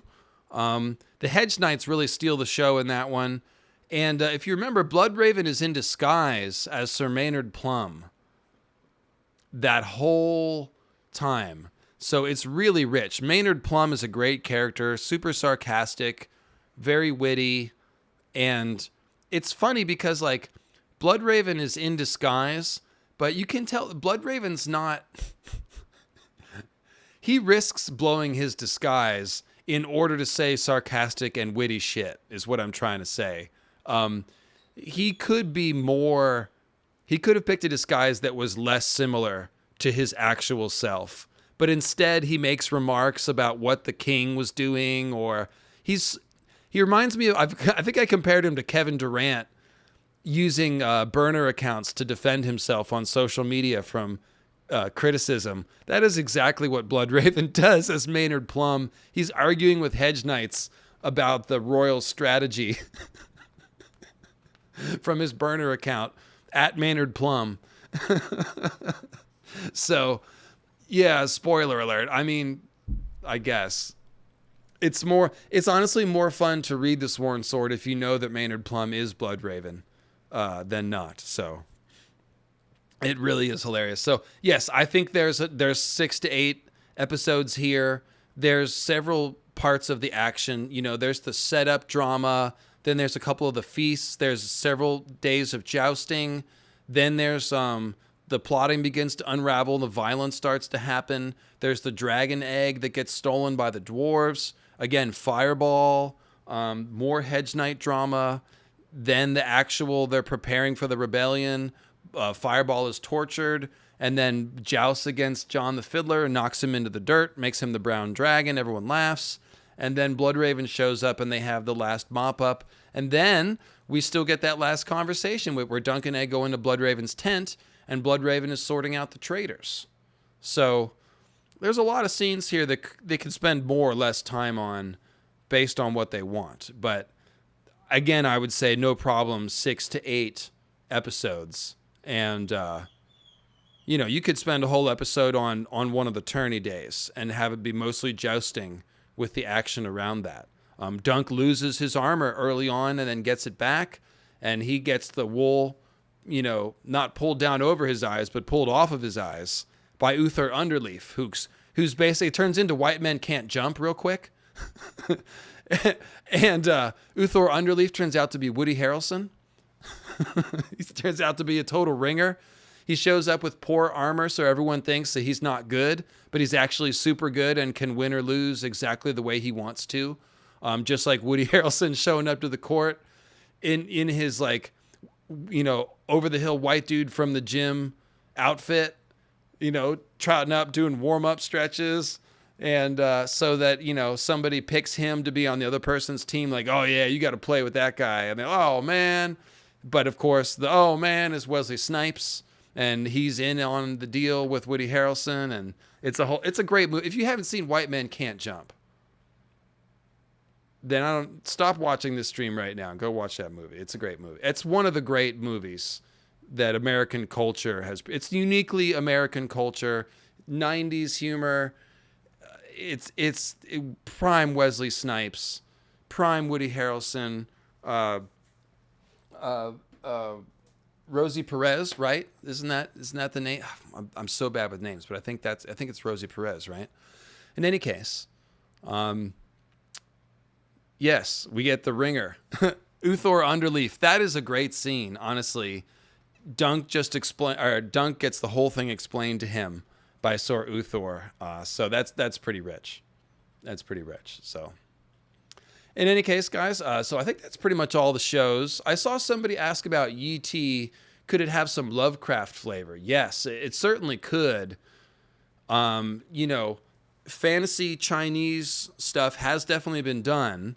So maybe you bring in the Lovecraft horror and some Valerian Dragon Lords to sort of make it, more unique or whatever. I could see that. Let me check the doc real quick. Make sure I didn't miss any super chats. Minty's gone though, so. Yeah, guys, if I missed any super chats, just give me a holler real quick right now while I'm looking. I think I am on top of it. And I think I'm on top of PayPal's too. So thanks for sending those in, guys. But yes, now it's last call for questions. Last call. Last call. Last call for questions. Yeah, Blood Moon got canceled. But you have to think, if Winds comes out and powers these other shows to success, then they will keep looking for more shows. And maybe at one point they will circle back to the Dawn Age stuff and we'll get some sort of long night show. I'd like to see it incorporate the Shy and the Great Empire of the Dawn, since that seems to be what that's all about. But we'll see. We'll see.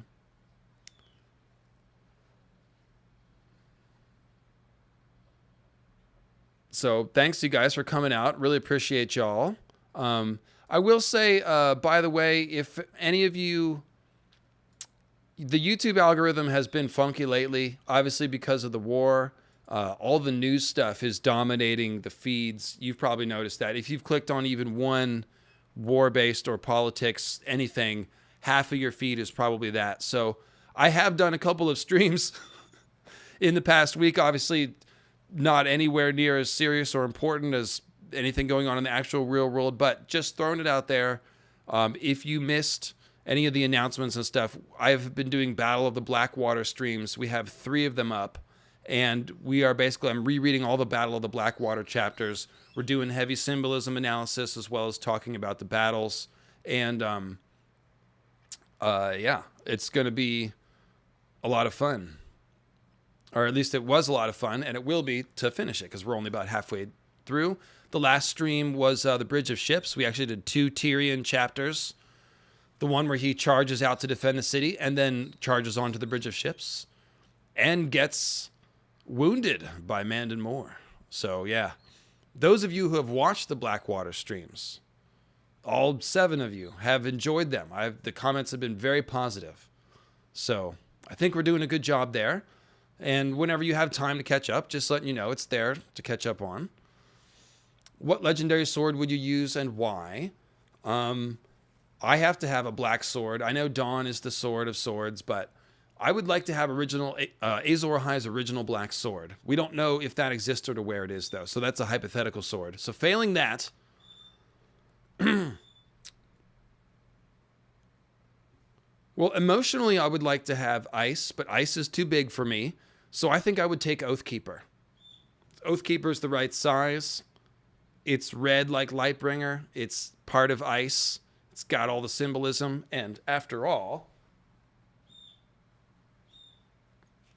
I do have book accurate Foam Keeper, which the paint is getting a little worn down from battle usage.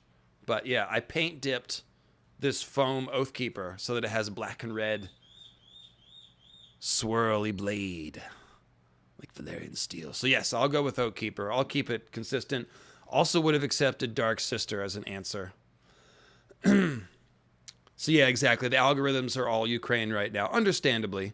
I also think YouTube is making a concerted effort to put themselves forward as a news politics resource, which is something that can be debated somewhere else. But just throwing it out there. I've still been streaming, and you can catch up on my stuff if you've missed it. It's there for you. Waiting for you. Do, do, do, do, do. Yeah, Dark Sister's dope. You can't argue with Dark Sister. And obviously Dawn is the right pick, quote unquote. But we don't have much emotional attachment to Dawn. I mean, I'll fuck a bitch up with some Widow's Wail, man. Sorry to cuss, but yeah. Widow's Wail or Oathkeeper, either one. I think you could defend yourself with either one. We definitely need to get Widow's Wail back, by the way. That was last seen in the hands of that brat Joffrey, who does not deserve to touch Stark steel. So that's a bit of closure that we need. We need to get that sword back. It's not just about Oathkeeper. We need Widow's Wail back into some respectful hands. So we'll have to see how that happens. Dark Sister, of course, is probably in Bloodraven's cave. George has answered a question. I was in the room when he answered the question. He said that Bloodraven took it with him north of the wall, or to the wall, one or the other. So we are left to then assume, if it went up to the wall, that Bloodraven would have had it on his ranging, and then therefore it is in the cave, and therefore it can go back into play, because we need all the Valyrian Steel swords to come back out. Check out my War for the Dawn Valyrian Steel live stream, by the way, which is packed with artwork, where we took a map and we traced the locations of all the known Valyrian Steel weapons and speculated about how each one could come back into the action, and they all have a legitimate path to join. So I do think George is positioning the Valyrian Steel so that we'll get 12 or 13 of them, or at least enough to form a crew to fight the others with. I think that's the thing. So yeah, Dark Sister's in the cave. Seems like Mira and Bran will bring it back. Mira can probably wield it a little bit. But yeah, I would say Hodor would probably wield it. That's probably right, Jackie C. And there's some foreshadowing for Hodor wielding it, actually, because Hodor takes a sword from the crypts, and the swords that are in the crypts are made of iron, which means they're black. But they've also gone to rust because no one's keeping up with them, except for the ghosts. And the ghosts don't have an oilcloth or hands, corporeal hands to use the oilcloth. And so those black swords are rusted, which means they're turning red. And Hodor carries the big black rusted sword all through the north. He still has it. So as he gets a snowbeard like Edric Snowbeard Stark, and as his eyes freeze over and he gets ice eyes like another classic Stark, Jon Ice Eyes, he seems to be embodying an archetypal Stark. And again, he's got a sword, a King of Winter sword from the crypts. So of course, Dark Sister is a very good match to the black and red sword from the crypts, because Dark Sister is a Stark sword that is now black and red. And the swords from the crypts are Stark swords that are black and red. Are you with me? And again, Hodor has impersonated no less than 2 Kings of Winter by having a snowbeard and by having ice eyes. When Bran jumps into his body outside of Bloodraven's cave, he has frozen tears. So he's got ice eyes and a snowbeard. So he's definitely a King of Winter symbol with a King of Winter sword. So if he was the one to carry Widow's Wail back, because we don't know where the hold the door thing is going to happen. There's a good chance it may happen at the wall and not at Bloodraven's cave. But it could be either one. So, yeah. Bloodraven will wield it at least. I mean, Hodor will wield it at least once. That's my prediction. And eventually it could come to the hands of Arya, right? Arya could either wield Widow's Wail or Dark Sister. Either one would work. I mean, Widow's Wail is the Stark sword, so that would make sense. But yeah, let's bring Dark Sister. You know, Jon could also get Dark Sister, because Dark Sister's a Targaryen sword, and the people that have had it are people that Jon imitates. Daemon Targaryen is foreshadowing Jon's role in the Dance of the Dragons, largely. And Bloodraven is obviously foreshadowing for Jon. They're very similar. Jon's wolf looks just like Bloodraven, and they both take after Odin. So ultimately, I think what's going to happen is that Longclaw is going to go back to Jorah when Jorah ends up at the wall, and Jon will probably get Dawn. But if he doesn't get Dawn, one of the two Stark swords would make sense too, because he thinks about ice all the time, and there's only so many Starks to go around. Oh, I was talking about Dark Sister. I'm sorry. Jon is obviously also a Targaryen. So Dany has the dragons. Jon may get like Rhaegar's harp or some other sign of legitimacy from Lyanna's tomb. But if he were to get Dark Sister from Bloodraven, that would give Jon more Targaryen-ness as a symbol. So that could be a thing. Really, Jon, there's like 4 swords that Jon could end up with. It's hard to say. Oh, Sansa is a widow, technically. Maybe she gets Widow's Wail and Arya Dark Sister. Yeah, and obviously Sansa doesn't have to wield it. If it belongs to Sansa, she could give it to the Hound. Because we've guessed that the Hound might end up being the sworn sword of Sansa, or of Sansa and Arya. That would make sense at the end. So maybe the Hound wields it on behalf of Sansa. That could be accepted, yes. Sansa is a widow, and she does like to cry a lot. No, I'm sorry. That's not real.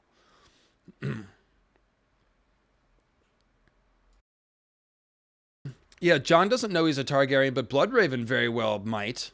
Or you could say almost certainly does. And there's a if you remember Jon's Azor High Dream where he defends the wall, there's a gnarled hand that wakes him up. And that's probably Bloodraven's hand. And probably Bloodraven is influencing Jon's dreams and giving him Azor High Dreams to prepare him. So I think that we're going to see more Bloodraven Jon Snow contact. So you could even see Bloodraven fairly explicitly give Dark Sister to Bran and be like, give this to your brother. He's a Targaryen. He should have this. In fact, I would expect that to happen. So new theory. That's my theory. Bloodraven gives it to Bran and says, give this to Jon. He's a Targaryen. Because Bloodraven would have to know. He obviously knows. Most of the manipulations that he may or may not be doing, the whole point is this bloodline of Azor High, Rhaegar, prophecy, fighting the others. Sansa isn't a widow. Oh, Tyrion is still alive. Oh, that's true. Yeah, why did I say she was a widow? You're right. She wasn't married to someone else, was she?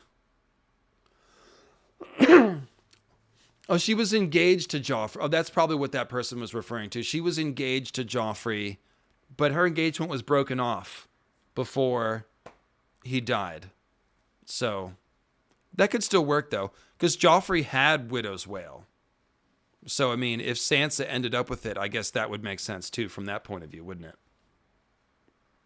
All right. Karsnark says, Widow's Wail, made from the sharpened horn of a narwhal. That's the wrong whale.